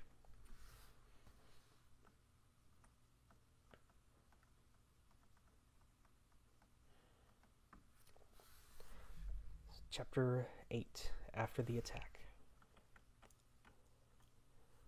It was now about 3 a.m., and presently the eastern sky began to pale with the coming of dawn. Gradually the day came, and by its light I scanned the gardens earnestly. But nowhere could I see any signs of the brutes. I leant over and glanced down to the foot of the wall to see whether the body of the thing I had shot the night before was still there. It was gone. I supposed that the others of the monsters had removed it during the night. Then I went down onto the roof and crossed over the gap from which the coping stone had fallen. Reaching it, I looked over. Yes, there was the stone, as I had seen it last, but there was no appearance of anything beneath it, nor could I see the creatures I had killed after its fall. Evidently, they had also been taken away. I turned and went down to my study. There I sat down wearily. I was thoroughly tired. It was quite light now, though the sun's rays were not as yet perceptibly hot. A clock chimed the hour of 4. I awoke with a start and looked round hurriedly. The clock in the corner indicated that it was 3 o'clock. It was already afternoon. I must have slept for nearly 11 hours. With a jerky movement, I sat forward in the chair and listened. The house was perfectly silent. Slowly, I stood up again and yawned. I felt desperately tired, still, and sat down again, wondering what it was that had waked me. It must have been the clock striking, I concluded presently, and was commencing to doze off when a sudden noise brought me back once more to life. It was the sound of a step, as of a person moving cautiously down the corridor toward my study. In an instant I was on my feet and grasping my rifle. Noiselessly I waited. Had the creatures broken in whilst I slept? Even as I questioned, the steps reached my door, halted momentarily, and then continued down the passage. Silently I tiptoed to the door and peeped out. Then I experienced such a feeling of relief as much must a reprieved criminal. It was my sister. She was going toward the stairs.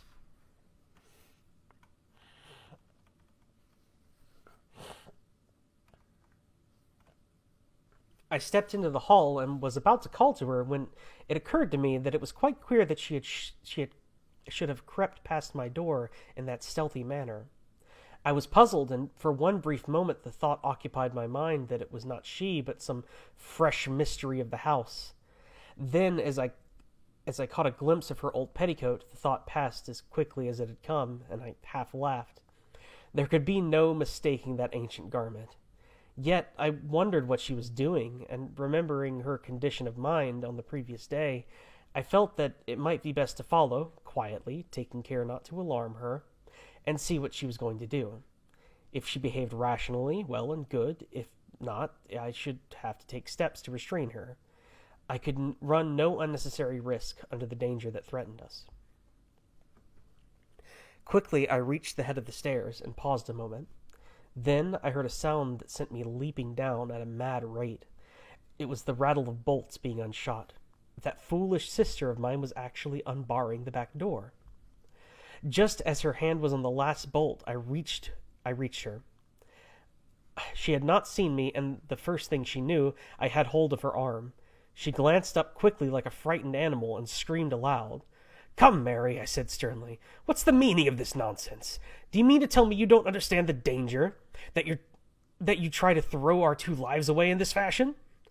To this she replied nothing, only trembled violently, gasping and sobbing as though in the last extremity of fear. For some minutes I reasoned with her, pointing out the need for caution and asking her to be brave. There was little to be afraid of now, I explained, and I tried to believe that I spoke the truth, but she must be sensible and not attempt to leave the house for a few days.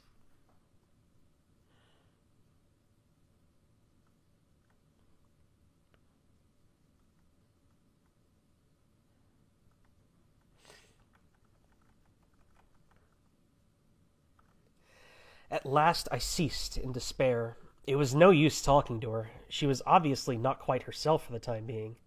Finally, I told her she had better go to her room if she could not behave rationally. Still she took not any notice. So, without more ado, I picked her up in my arms and carried her there. At first she screamed wildly, but had relapsed into... Oh, excuse me. Oh, goodness.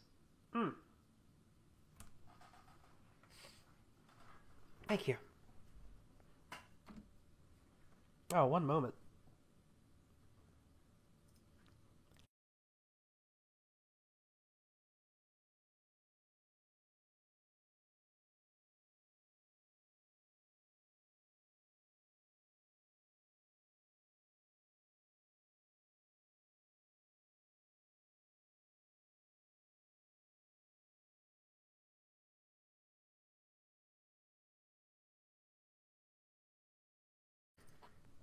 Oh, yeah, something's definitely agitating my allergies a little bit. Let's see here. At first, she screamed wildly, but had relapsed into silent trembling by the time I reached the stairs. Arriving at her room, I laid her upon the bed. She lay there quietly enough, neither speaking nor sobbing, just shaking in a very ague of fear. I took a rug from a chair nearby and spread it over her. I could do nothing more for her, and so crossed to where Pepper lay in a big basket. My sister had taken charge of him since his wound, to nurse him, for it had proved more severe than I had thought. And I was pleased to note that, in spite of her state of mind, she had looked after the old dog carefully. Stooping, I spoke to him, and in reply he licked my hand feebly. He was too ill to do more. Then, going to the bed, I bent over my sister and asked her how she felt, but she only shook the more, and as much as it pained me, I had to admit that my presence seemed to make her worse. And so I left her, locking the door and pocketing the key. It seemed to be the only course to take. The rest of the day I spent between the tower and my study. For food, I brought up a loaf from the pantry, and on this and some claret, I lived for the day. What a long and weary day it was. If only I could have gone out into the garden, as is my wont. I should have been content enough, but to be cooped in this silent house with no companion save a mad woman and a sick dog was enough to prey upon the nerves of the hardiest. And out in the tangled shrubberies that surrounded the house lurked, for all I could tell, those infernal swine creatures waiting their chance. Was ever a man in such straits?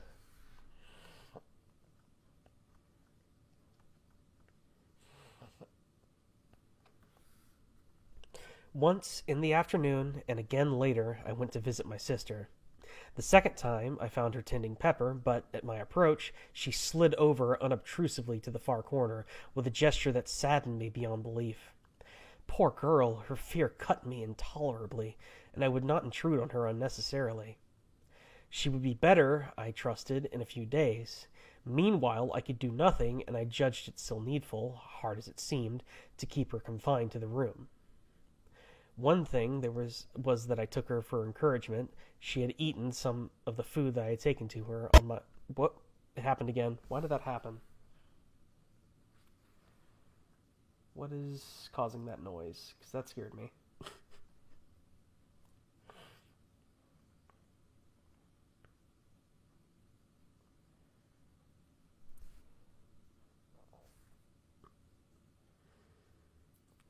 I'm going to assume it was this YouTube tab. I'm just going to close that. Okay. One thing there was that I took for encouragement. She had eaten some of the food I had taken to her on my first visit. And so the day passed. As the evening drew on, the air grew chilly, and I began to make preparations for passing a second night in the tower, taking up 2 additional rifles and a heavy ulster. What is an ulster? I assume some other type of gun. The rifles I loaded and laid alongside my other, as I intended to make things warm for any of the creatures who might show during the night. I had plenty of ammunition, and I thought to give the brutes such a lesson as should show them the uselessness of attempting to force an entrance. After that, I made the round of the house again, paying particular attention to the props that supported the sturdy door. Then, feeling that I had done all that lay in my power to assure our safety, I returned to the tower, calling in on my sister and Pepper for a final visit on the way. Pepper was asleep, but woke as I entered and wagged his tail in recognition. I thought he seemed slightly better. My sister was lying on the bed, though whether asleep or not I was unable to tell, and thus I left them.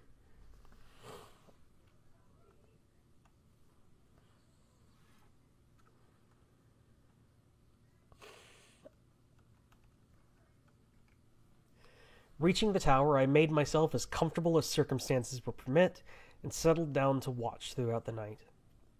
Gradually, darkness fell, and soon the details of the gardens were merged into shadows.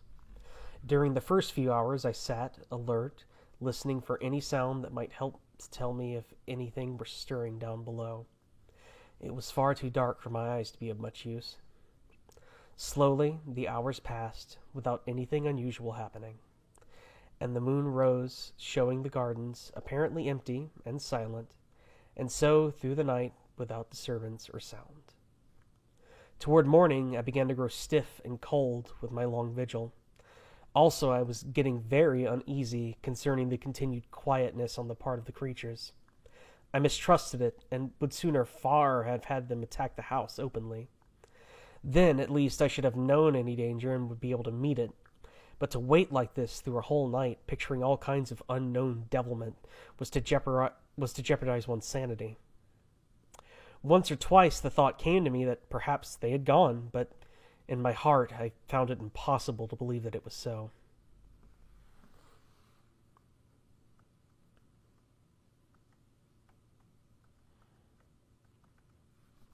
Chapter 9. In the Cellars.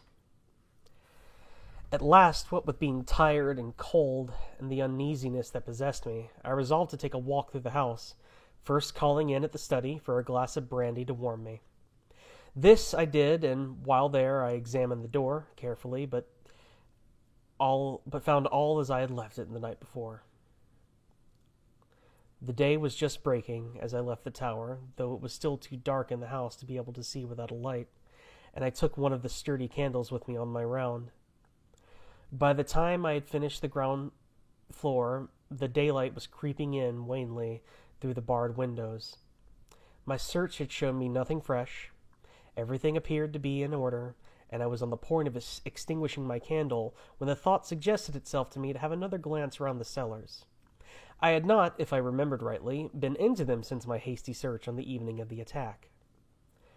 For perhaps the first half of a minute, I hesitated. I would have been very willing to forego the task, as indeed I am inclined to think any man might, for all of the great awe-inspiring rooms in this house, the cellars the hugest and the weirdest. Great gloomy caverns of places, unlit by any ray of daylight. Yet I would not shirk the work. I felt that to do so would smack of sheer cowardice. Besides, as I reassured myself, the cellars were really the most unlikely places in which to come across anything dangerous, considering that they may be entered only through a heavy oaken door, the key of which I always carry on my person. It is in the smallest of these places that I keep my wine, a gloomy hole close to the foot of the cellar stairs, and beyond which I seldom proceeded. Indeed, save for the rummage round already mentioned, I doubt whether I'd ever before been right through the cellars.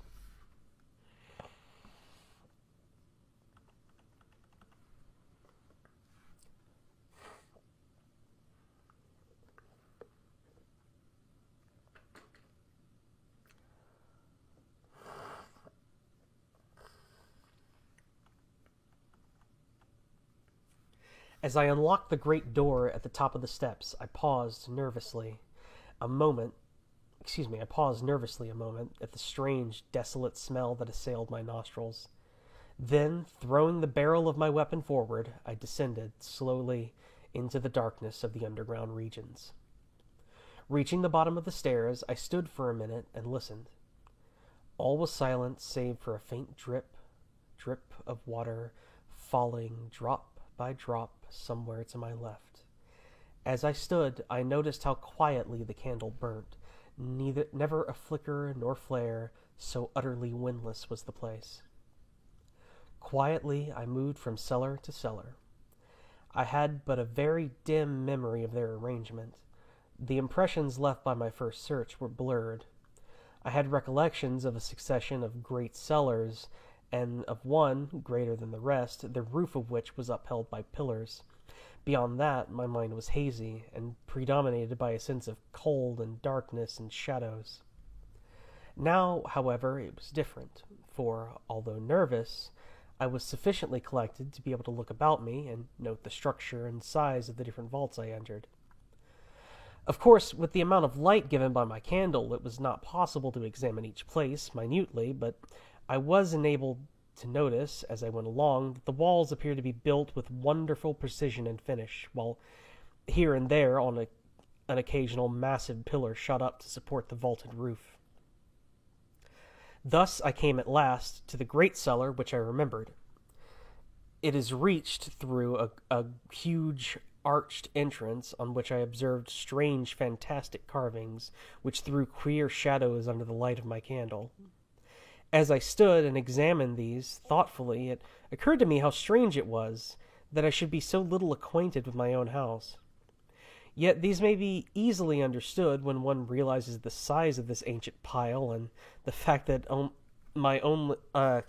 fact that only my old sister and I live in it, occupying a few of the rooms such as our wants decide.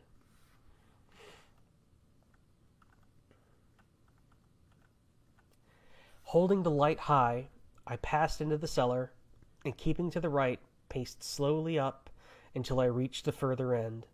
I walked quietly and looked cautiously about as I went, but, so far as the light showed, I saw nothing unusual.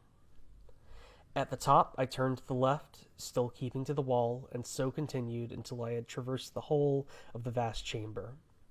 As I moved along, I noticed that the floor was composed of solid rock, in places covered with a damp mold, in others bare, or almost so, save for a thin coating of light gray dust. I had halted at the door.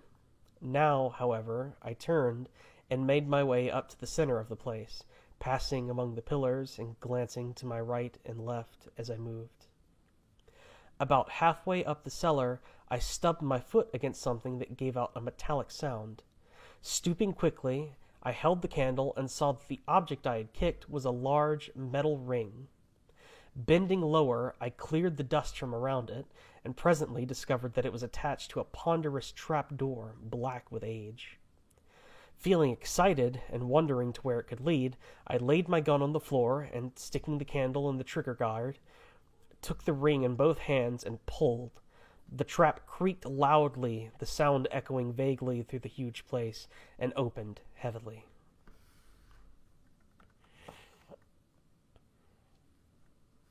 Propping the edge on my knee, I reached for the candle and held it in the opening, moving it to the right and left, but could see nothing.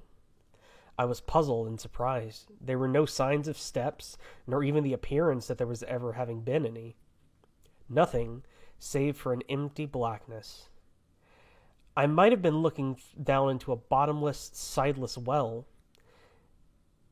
Then, even as I stared, full of perplexity, I seemed to hear, far down, as through untold depths, a faint whisper of sound. I bent my head quickly more into the opening and listened intently. It may have been fancy, but I could have sworn to hearing a soft titter that grew into a hideous chuckling, faint and distant. Startled, I leapt backwards, letting the trap fall with a hollow clang that filled the place with echoes. Even then I seemed to hear that mocking, suggestive laughter. But this I knew must have been my imagination. The sound I had heard was far too slight to penetrate through the cumbrous trap.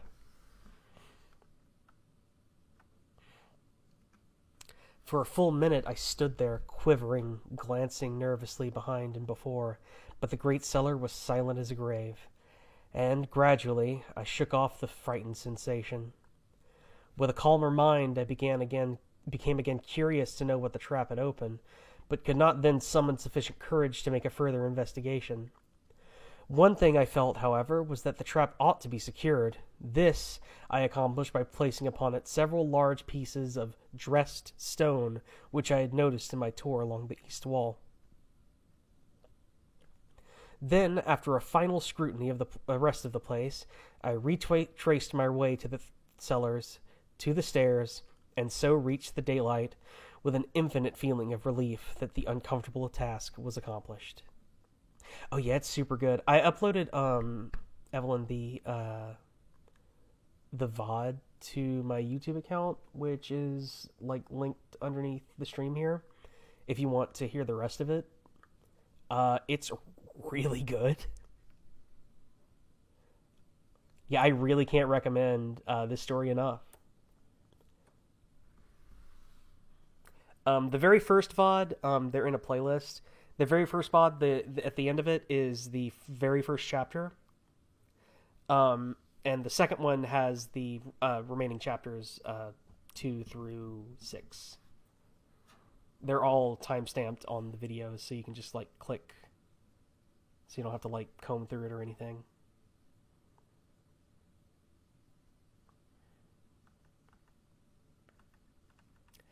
Chapter 10, The Time of Waiting.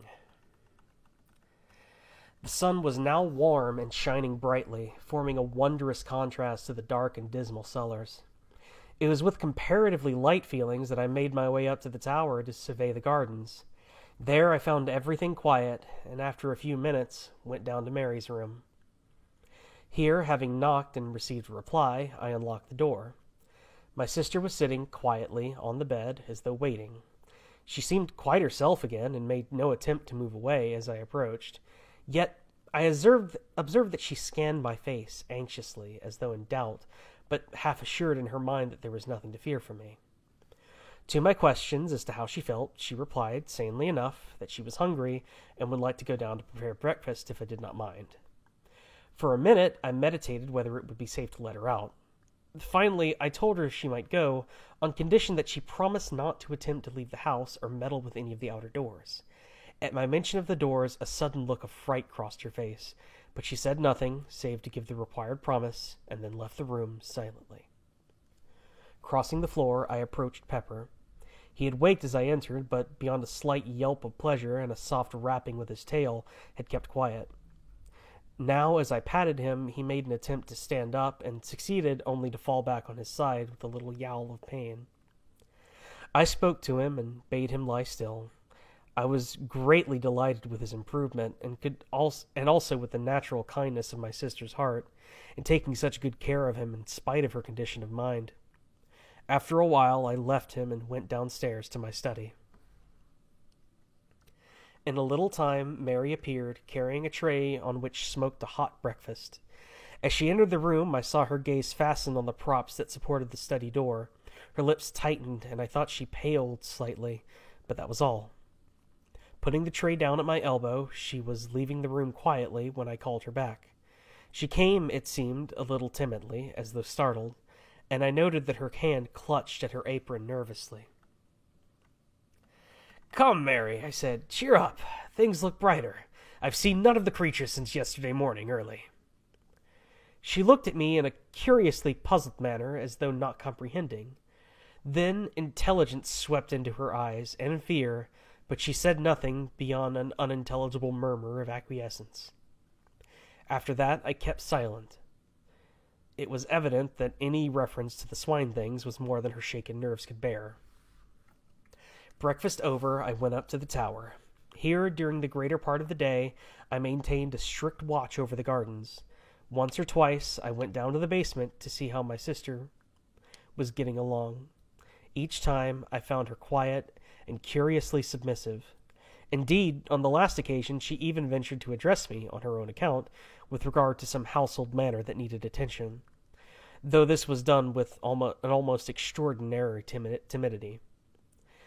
I hailed it with happiness, as being the first word voluntarily spoken since the critical moment when I had caught her unbarring the back door to go out among those waiting brutes. I wondered whether she was aware of her attempt and how near a thing it had been, but refrained from questioning her, thinking it best to leave well alone.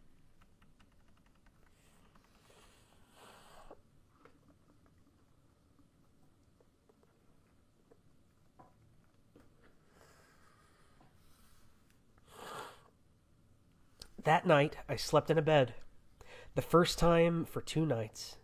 In the morning, I rose early and took a walk through the house. All was as it should be, and I went up to the tower to have a look at the gardens. Here again, I found perfect quietness. At breakfast, when I met Mary, I was greatly pleased to see that she had sufficiently regained command over herself to be able to greet me in a perfectly natural manner. She talked sensibly and quietly, only keeping carefully from any mention of the past couple of days. In this, I humored her, to the extent of not attempting to lead the conversation in that direction. Earlier in the morning, I had been to see Pepper. He was mending rapidly, and bade fair to be on his legs in earnest in another day or two. Before leaving the breakfast table, I made some reference to his improvement. In the short discussion that followed, I was surprised to gather from my sister's remarks that she was still under the impression that his wound had been given by the wildcat of my invention. It made me feel almost ashamed of myself for deceiving her. Yet the lie had been told to prevent her from being frightened, and then I had been sure that she must have known the truth later when those brutes had attacked the house. During the day, I kept on the alert, spending much of my time, as on the previous day, in the tower, but not a sign could be seen of the swine creatures, nor hear any sound. Several times the thought had come to me that the things had at last left us, but up to this time I had refused to entertain the idea seriously. Now, however, I began to feel that there was a reason for hope. It would soon be 3 days since I had seen any of the things, but still, I intended to use the utmost caution. For all that I could tell, this protracted silence might be a ruse to tempt me from the house, perhaps right into their arms. The thought of such a contingency was alone sufficient to make me circumspect. So it was that the 4th, 5th, and 6th days went by quietly, without my making any attempt to leave the house. On the 6th day, I had the pleasure of seeing Pepper once more upon his feet, and though still very weak, he managed to keep me company through the whole of that day. I'm glad the dog's okay. Chapter 11. The Searching of the Gardens. How slowly the time went, and never a thing to indicate any of the brutes still infested the gardens.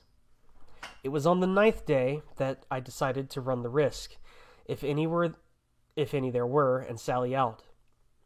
With this purpose in view, I loaded one of the shotguns carefully, choosing it as being more deadly than a rifle at close quarters, and then, after a final scrutiny of the grounds from the tower, I called Pepper to follow me, and made my way down to the basement. At the door, I must confess to hesitating a moment. The thought of what might be awaiting me among the dark shrubberies was by no means calculated to encourage my resolution.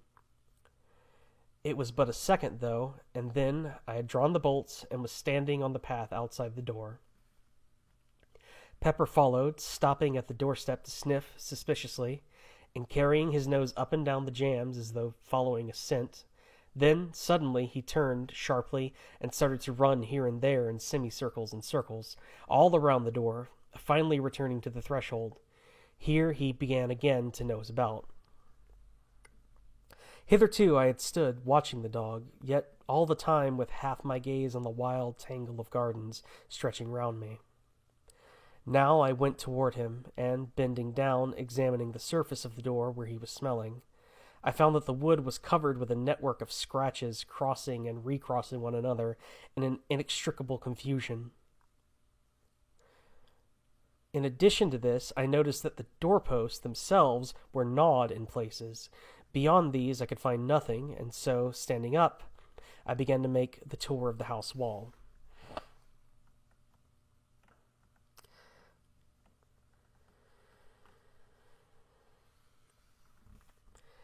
Pepper, as soon as I walked away, left the door and ran ahead, still nosing and sniffing as he went along.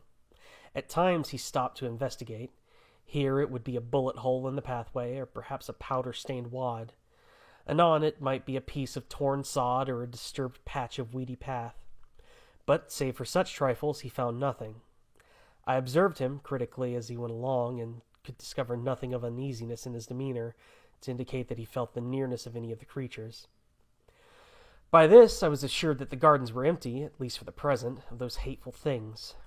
Pepper could not easily be deceived, and it was a relief to feel that he would know and give me timely warning if there were any danger.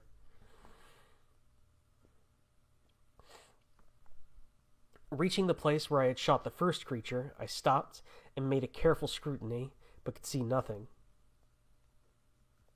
From there I went on to where the great coping stone had fallen. It lay on its side, apparently just as it had been left when I shot the brute that was moving it.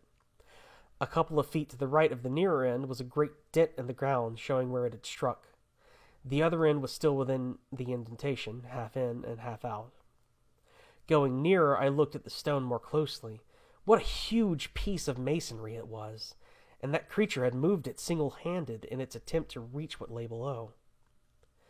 I went round the further end of the stone. Here I found that it was still possible to see under it, for a distance of nearly a couple of feet. Still I could see nothing of the stricken creatures, and I felt much surprised. I had, as I have before said, guessed that the remains had been removed, yet I could not conceive that it had been done so thoroughly as to not leave some certain sign beneath the stone, indicative of their fate. I had seen several of the brutes struck down beneath it with such force that they might have been literally driven into the earth, and now not a vestige of them was to be seen, not even a bloodstain.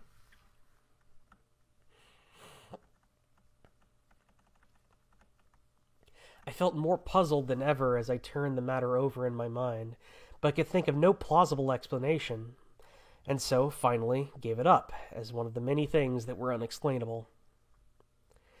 From there, I transferred my attention to the study door. I could see now, even more plainly, the effects of the tremendous strain from which it had been subjected, and I marveled how, even with the support afforded by the props, it had withstood the attack so well. There were no marks of blows, indeed, none had been given, but the door had been literally riven from its hinges by the application of enormous silent force. One thing that I observed affected me profoundly. The head of one of the props had been driven right through a panel. This was, of itself, sufficient to show how huge an effort the creatures had made to break down the door, and how nearly they had succeeded. Leaving, I continued my tour round the house, finding little else of interest, save at the back, where I came across the piece of piping I had torn from the wall, lying among the long grass underneath the broken window. Then I returned to the house, and having rebolted the back door, went up to the tower. Here I spent the afternoon, reading and occasionally glancing down into the gardens. I had determined, if the night passed quietly, to go as far as the pit on the morrow. Perhaps I should be able to learn then something of what had happened. The day slipped away, and the night came, and went much as the last few nights had gone. When I rose, the morning had broken fine and clear, and I determined to put my project into action. During breakfast, I considered the matter carefully, after which I went into the study for my shotgun. In addition, I loaded and slipped... Goodness.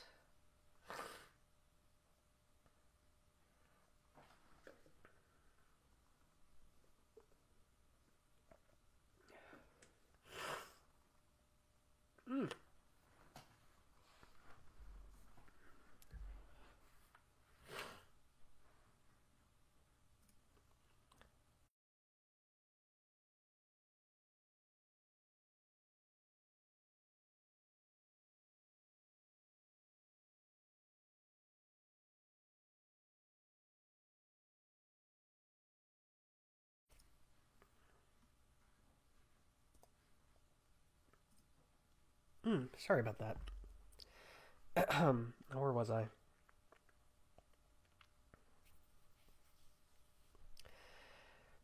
During breakfast, I considered the matter carefully, after which I went into the study for my shotgun. In addition, I loaded and slipped into my pocket a small but heavy pistol. I quite understood that if there were any danger, it lay in the direction of the pit, and I intended to be prepared. Leaving the study, I went down to the back door, followed by Pepper. Once outside, I took a quick survey of the surrounding gardens, and then set off toward the pit. On the way, I kept a sharp outlook, holding my gun handily. Pepper was running ahead, I noticed, without any apparent hesitation. From this, I augured that there was no imminent danger to be apprehended, and I stepped out more quickly in his wake. He had reached the top of the pit now, and was nosing his way along the edge.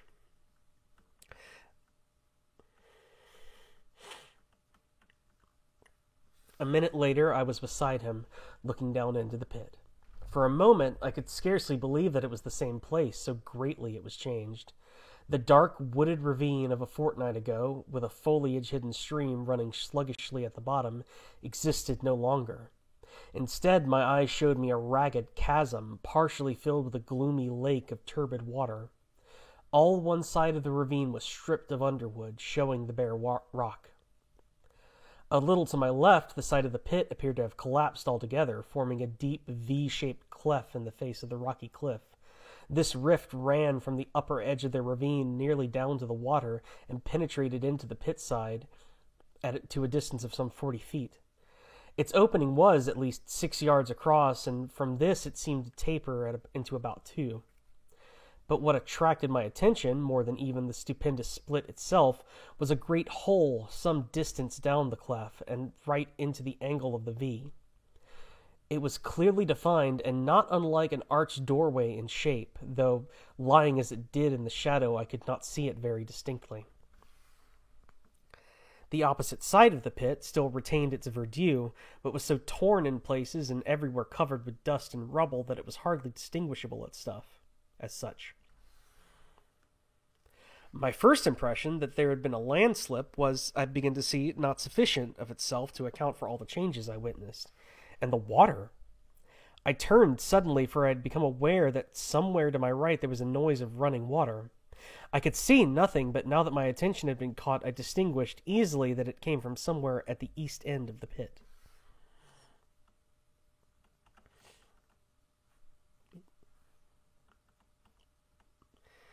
Slowly I made my way in that direction, the sound growing plainer as I advanced until in a little I stood right above it.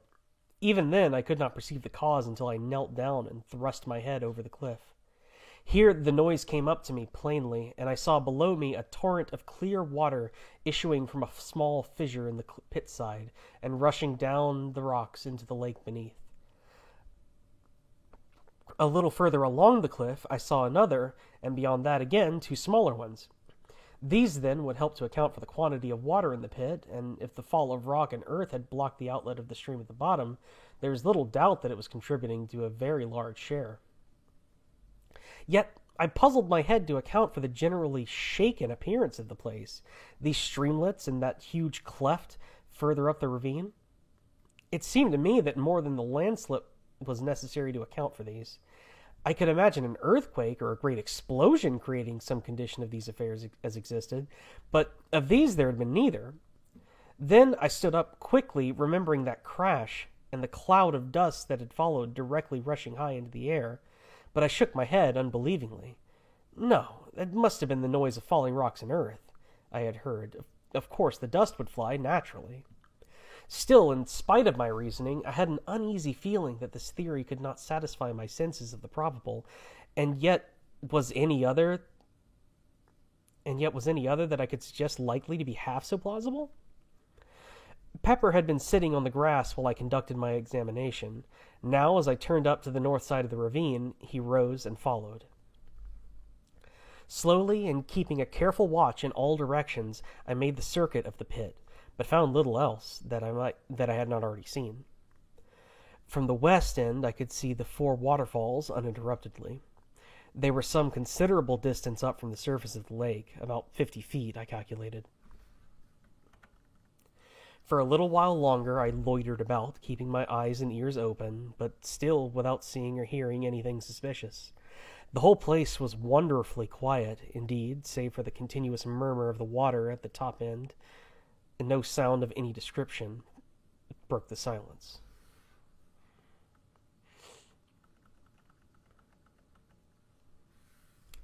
All this while, Pepper had shown no signs of uneasiness. This seemed to me to indicate that for the time being, at least, there was none of the swine creatures in the vicinity.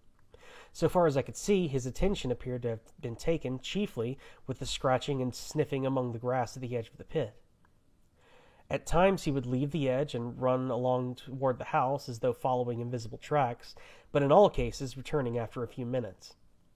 I had little doubt that he was really tracing out the footsteps of the swine things, and the very fact that each one seemed to lead him back to the pit appeared to me a proof that the brutes had all returned whence they came. At noon I went home for dinner. During the afternoon I made a partial search of the gardens, accompanied by Pepper, but without coming upon anything to indicate the presence of the creatures. Once, as we made our way through the shrubberies, Pepper rushed in among some bushes with a fierce yelp. At that I jumped back in sudden fright and threw my gun forward in readiness, only to laugh nervously as Pepper reappeared, chasing an unfortunate cat. Toward evening I gave up the search and returned to the house. All at once, as we were passing a great clump of bushes on our right, Pepper disappeared, and I could hear him sniffing and growling among them in a suspicious manner. With my gun barrel, I parted the intervening shrubbery and looked inside. There was nothing to be seen, save that many of the branches were bent down and broken, as though some animal had made a lair there at no very previous date. It was probably, I thought, one of the places occupied by some of the swine creatures on the night of the attack. Next day I resumed my search through the gardens, but without result. By evening I had been right through them, and now I knew, beyond the possibility of doubt, that there were no longer any of the things concealed about the place. Indeed, I had often thought since then that I was correct in my early surmise that they had left soon after the attack.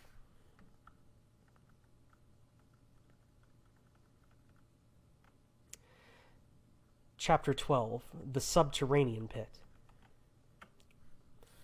Another week came and went, during which I spent a great deal of my time about the pit mouth.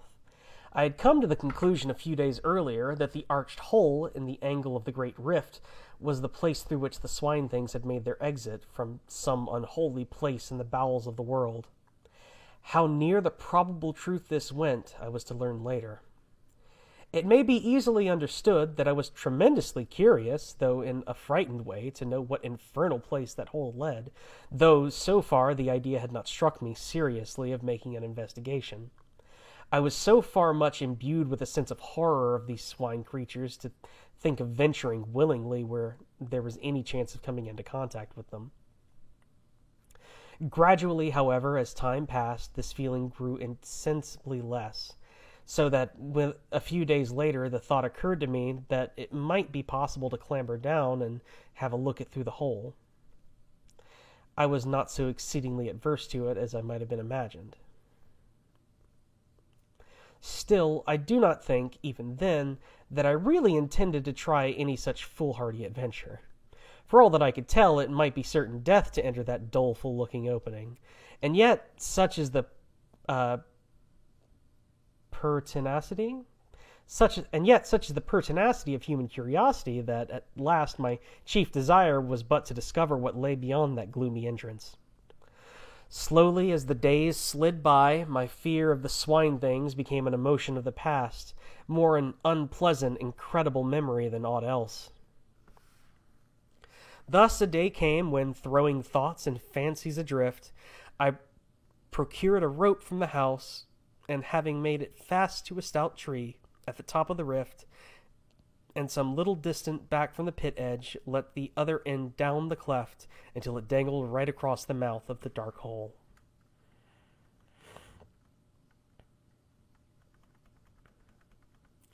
Then, cautiously, and with many misgivings as to whether or not it was a mad act that I was attempting, I climbed slowly down, using the rope as a support, until I reached the hole.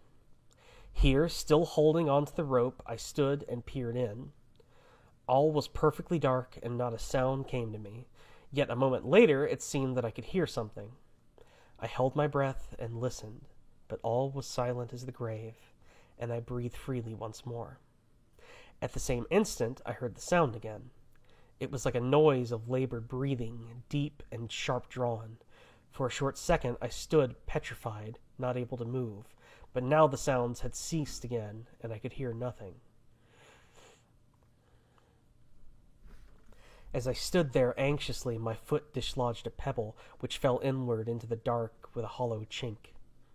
At once the noise was taken up and repeated a score of times, each succeeding echo being fainter and seeming to travel away from me, as though into remote distance. Then, as the silence fell again, I heard that stealthy breathing. For each respiration I made, I could hear an answering breath. The sounds appeared to be coming nearer, and then I heard several others, but fainter and more distant. Why I did not grip the rope and spring up out of danger, I cannot say. It was as though I had been paralyzed. I broke out into a profuse sweat and tried to moisten my lips with my tongue. My throat had gone suddenly dry, and I coughed huskily. It came back to me in a dozen horrible throaty tones, mockingly. I peered helplessly into the gloom, but still nothing showed. I had a strange, choky sensation, and again I coughed dryly. Again the echo took it up, rising and falling grotesquely, and dying slowly into a muffled silence. Then, suddenly, a thought came to me, and I held my breath. The other breathing stopped. I breathed again, and once more it recommenced. But now I no longer feared. I knew that the strange sounds were not made by any lurking swine creature, but were simply the echo of my own respirations. Yet I had received such a fright that I was glad to scramble up the rift and haul up the rope. I was far too shaken and nervous to think of entering that dark hole then, and so returned to the house.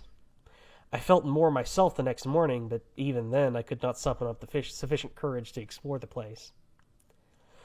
All this time the water in the pit had been creeping slowly up, and now stood but a little below the opening. At the rate at which it was rising, it would be level with the floor in less than another week, and I realized that unless I carried out my investigation soon, I should probably never do so at all, as the water would rise and rise until the opening itself was submerged. It may have been this thought that stirred me to act, but whatever it was, a couple of days later saw me standing at the top of the cleft, fully equipped for the task. This time, I was resolved to conquer my shirking and go right through with the matter. With this intention, I had brought, in addition to the rope, a bundle of candles, meaning to use them as a torch, also my double-barreled shotgun. In my belt, I had a heavy horse pistol loaded with buckshot.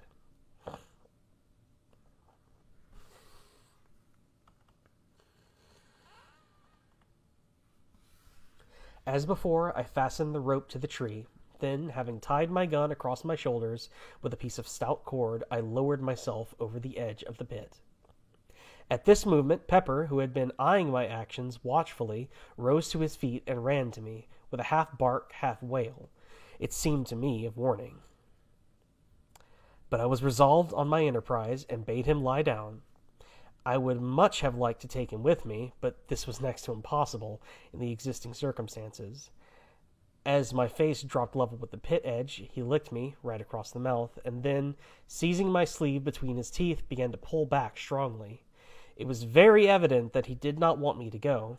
Yet, having made up my mind, I had no intention of giving up the attempt, and with a sharp word to Pepper to release me, I continued my descent, leaving the poor old fellow at the top, barking and crying like a forsaken pup. Carefully, I lowered myself from projection to projection. I knew that a slip might mean a wetting. Reaching the entrance, I let go of the rope and untied the gun from my shoulders. Then, with a last look at the sky, which I noticed was clouding over rapidly, I went forward a couple of paces so as to be shielded from the wind, and lit one of the candles. Holding it above my head and grasping my gun firmly, I began to move on slowly, throwing my glances in all directions. For the first minute, I could hear the melancholy sounds of Pepper's howling coming down to me. Gradually, as I penetrated further into the darkness, it grew fainter until, in a little while, I could hear nothing. The path tended downward somewhat and to the left. Thence it kept on, still running to the left, until I found that it was leading me right into the direction of the house.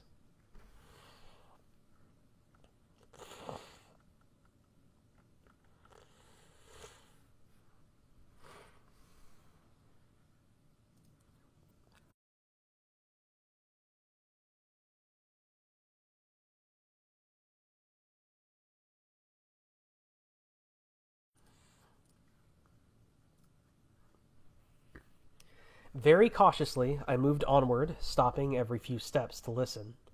I had gone perhaps 100 yards when suddenly it seemed to me that I had caught a faint sound somewhere along the passage behind.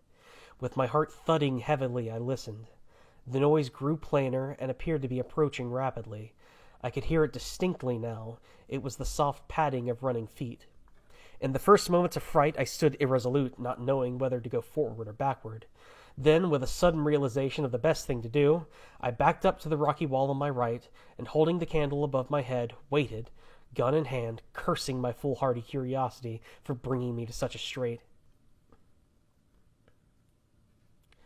I had not long to wait, but a few seconds before two eyes reflected back from the gloom the rays of my candle. I raised my gun, using my right hand only, and aimed quickly.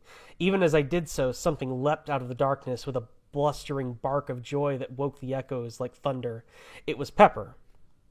How he had contrived to scramble down the cleft, I could not conceive.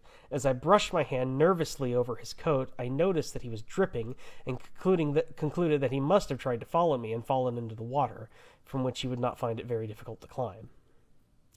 Having waited a minute or so to steady myself, I proceeded along the way, Pepper following quietly. I was curiously glad to have the old fellow with me. He was company, and somehow, with him at my heels, I was less afraid. Also, I knew how quickly his keen ears would detect the presence of any unwelcome creatures, should there be such, amid the darkness that wrapped us. For some minutes we went slowly along, the path still leading straight toward the house. Soon, I concluded, we should be standing right beneath it, did the path but carry far enough. I led the way cautiously for another 50 yards or so. Then I stopped and held the light high, and reason enough I had to be thankful that I did so, for there, not 3 paces forward, the path vanished, and in place showed a hollow blackness that sent sudden fear through me.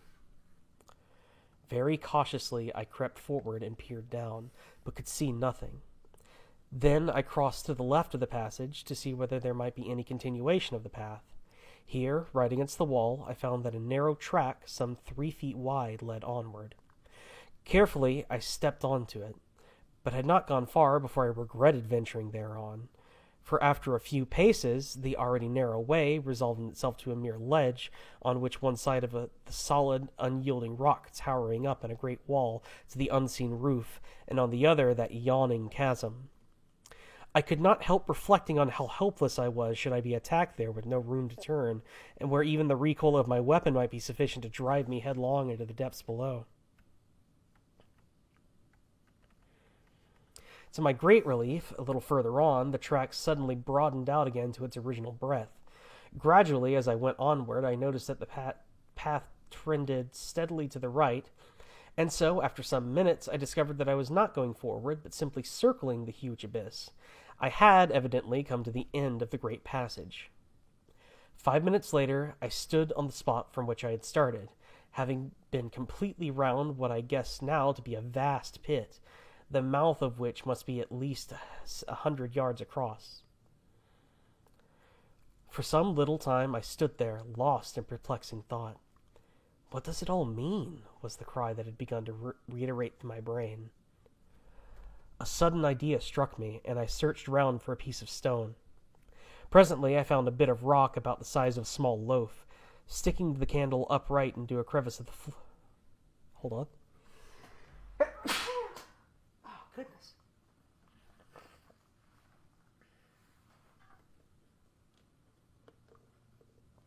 I just cannot stop sneezing tonight. One moment.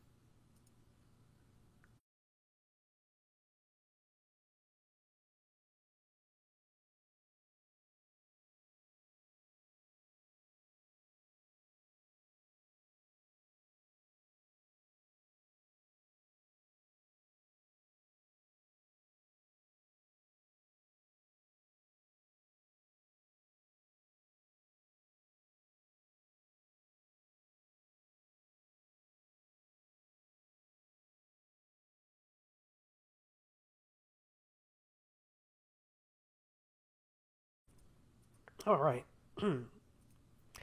Where was I? Presently, I found a bit of rock around about the size of a small loaf, sticking to the candle upright in a crevice of the floor. I went back from the edge somewhat, and taking a short run, launched the stone forward into the chasm, my idea being to throw it far enough to keep it clear of the sides. Then I stooped forward and listened, but though I kept perfectly quiet for at least a full minute, no sound came back to me from out of the dark. I knew then that the depth of the hole must be immense, for the stone, had it struck anything, was large enough to have set the echoes of that weird place whispering for an indefinite period. Even as it was, the cavern had given back sounds of my footfalls multitudinously. The place was awesome, and I would willingly have retraced my steps and left the mysteries of its solitudes unsolved, only to do so meant admitting defeat. Then a thought came, to try to get a view of the abyss. It occurred to me that if I placed my candles round the edge of the hole, I should be able to get at least some dim sight of the place.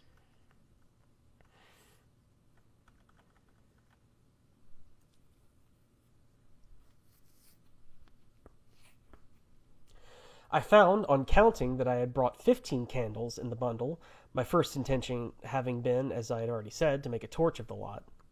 These I proceeded to place round the pit mouth, with an interval of about 20 yards between each. Having completed the circle, I stood in the passage and endeavored to get an idea of how the place looked, but I discovered immediately that they were totally insufficient for my purpose. They did little more than make the gloom visible. One thing they did, however, and that was, they confirmed my opinion of the size of the opening, and though they showed me nothing that I wanted to see, yet the contrast they afforded to the heavy darkness pleased me curiously. It was as though 15 tiny stars shone through the subterranean night. Then, even as I stood, Pepper gave a sudden howl that was taken up by the echoes and repeated with ghastly variations, dying away slowly. With a quick movement, I held aloft the one candle I had kept and glanced down at the dog. At the same moment, I seemed to hear a noise like a diabolical chuckle rise up from the hitherto silent depths of the pit. I started, then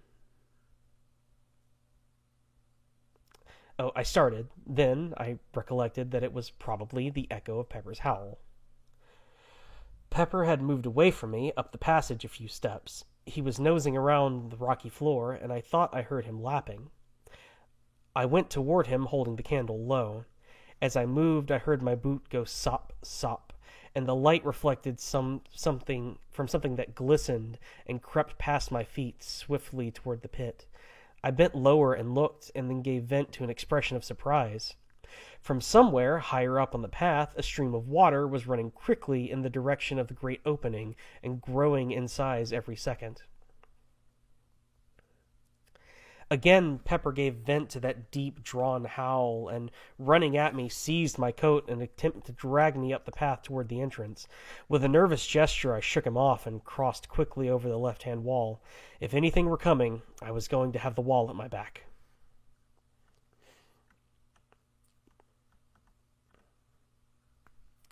Then, as I stared anxiously up the pathway, my candle caught a gleam far up the passage. At the same moment, I became conscious of a murmurous roar that grew louder and filled the whole cavern with deafening sound. From the pit came a deep, hollow echo, like the sob of a giant. Then I had sprung to one side on the narrow ledge that ran round the abyss, and turning, saw a great wall of foam sweep past me and leap tumultuously into the waiting chasm. A cloud of spray burst over me, extinguishing my candle and wetting me to the skin. I still held my gun. The 3 nearest candles went out, but the further ones gave only a short flicker. After the first rush, the flow of water eased down to a steady stream, maybe a foot in depth, though I could not see this until I had procured one of the lighted candles, and with it started to reconnoiter. Pepper had, fortunately, followed me as I leapt for the ledge, and now, very much subdued, kept close behind. A short examination showed me that the water reached right across the passage and was running at a tremendous rate. Already, even as I stood there, it had deepened. I could make only a guess as to what had happened. Evidently, the water in the ravine had broken into the passage by some means. If that were the case, it would go on increasing in volume until I should find it impossible to leave the place. The thought was frightening. It was evident that I must make my exit as hurriedly as possible. Taking my gun by the stock, I sounded the water. It was a little under knee-deep. The noise it made, plunging down into the pit, was deafening. Then, with a call to Pepper, I stepped out into the flood, using my gun as a staff. Instantly, the water boiled up over my knees and nearly to the tops of my thighs, with the speed at which it was now racing. For one short moment, I nearly lost my footing, but the thought of what lay behind stimulated me to a fierce endeavor, and step by step, I made headway. Of Pepper, I knew nothing at first. I had all I could do to keep on my legs, and was overjoyed when he appeared beside me. He was wading manfully along. He is a big dog with longish, thin legs, and I suppose the water had less grasp on them than upon mine. Anyway, he managed a great deal better than I did, going ahead of me, like a guide, and wittingly or otherwise helping somewhat to break the force of the water. On we went, step by step, struggling and gasping, until somewhere about 100 yards had been safely traversed. Then, whether it was because I was taking less care, or there was a slippery place on the rocky floor, I cannot say, but suddenly I slipped and fell on my face. Instantly the water leapt over me in a cataract, hurling me down toward that bottomless hole at a frightful speed. Frantically I struggled, but it was impossible to get a footing. I was helpless, gasping, and drowning. All at once something gripped my coat and brought me to a standstill. It was Pepper. Missing me, he must have raced back through the dark turmoil to find me, and then caught and held me until I was able to get to my feet.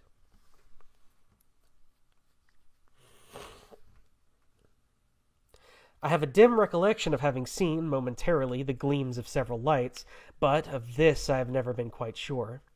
If my impressions are correct, then I must have been washed down to the very brink of that awful chasm before Pepper managed to bring me to a standstill. And the lights, of course, could only have been the distant flames of my candles I had left burning.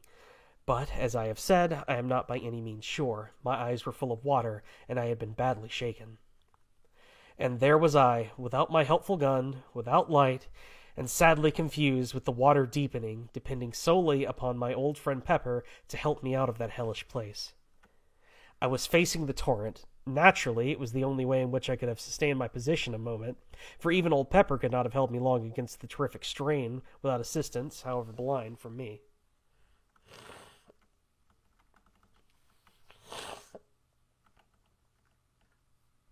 Perhaps a minute passed, during which it was touch and go with me. Then, gradually, I recommenced my tortuous way up the passage, and so began the grimmest fight with death from which I ever hoped to emerge victorious.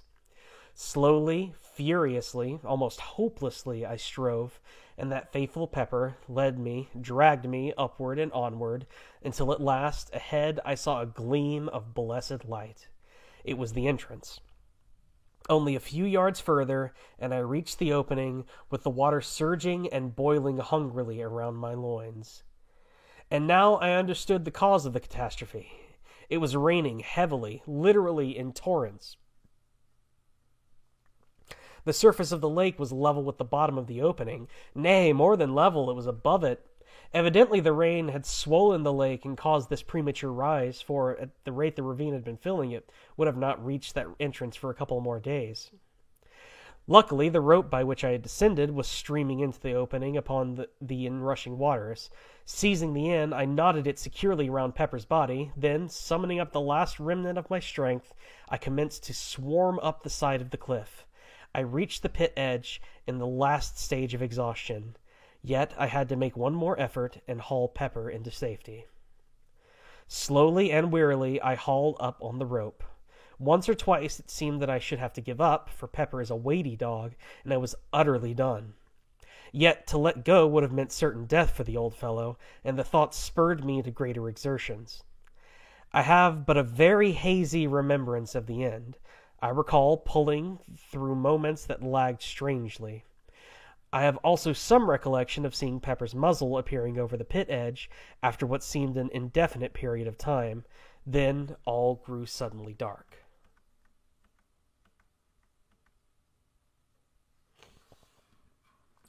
Let's see here. What time is it?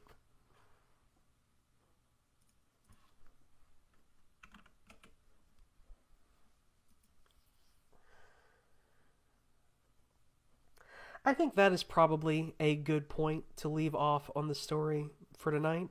Let's see, we made it up to chapter 13 of... How many are we here? 28. We still have a good ways to go.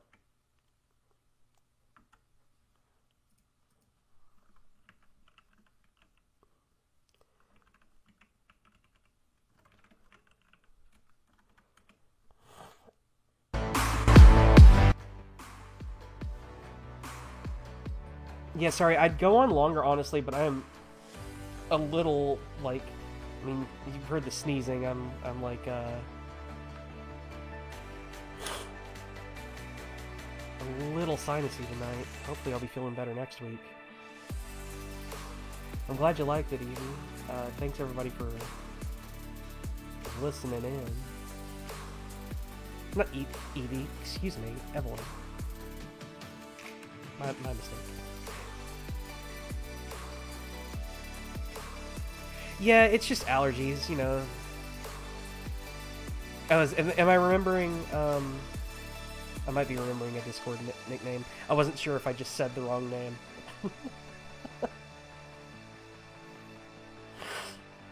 Oh, goodness. Yeah, I'd really encourage you to like check out the old videos of this. It's super good. I'm honestly very excited to see how it goes.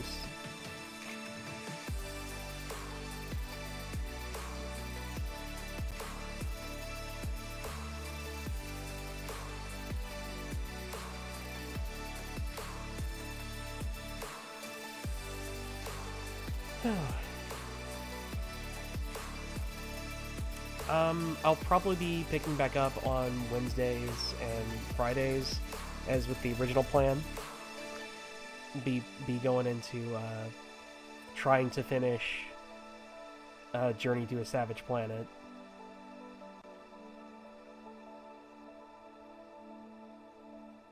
As well as all of the indie games and stuff. I really want to see how Journey to a Savage Planet is going to end. I feel like there's no way that it's not going to be disappointing, but I have to see it. I have to know.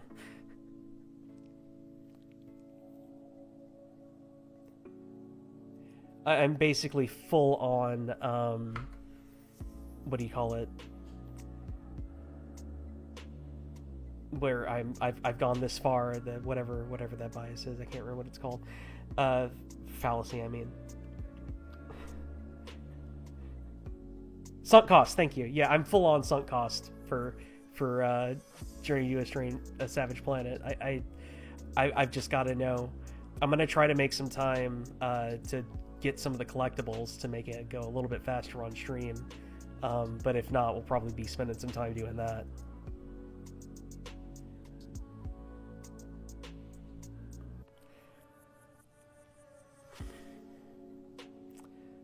But that is it for tonight, so I'm gonna sign off.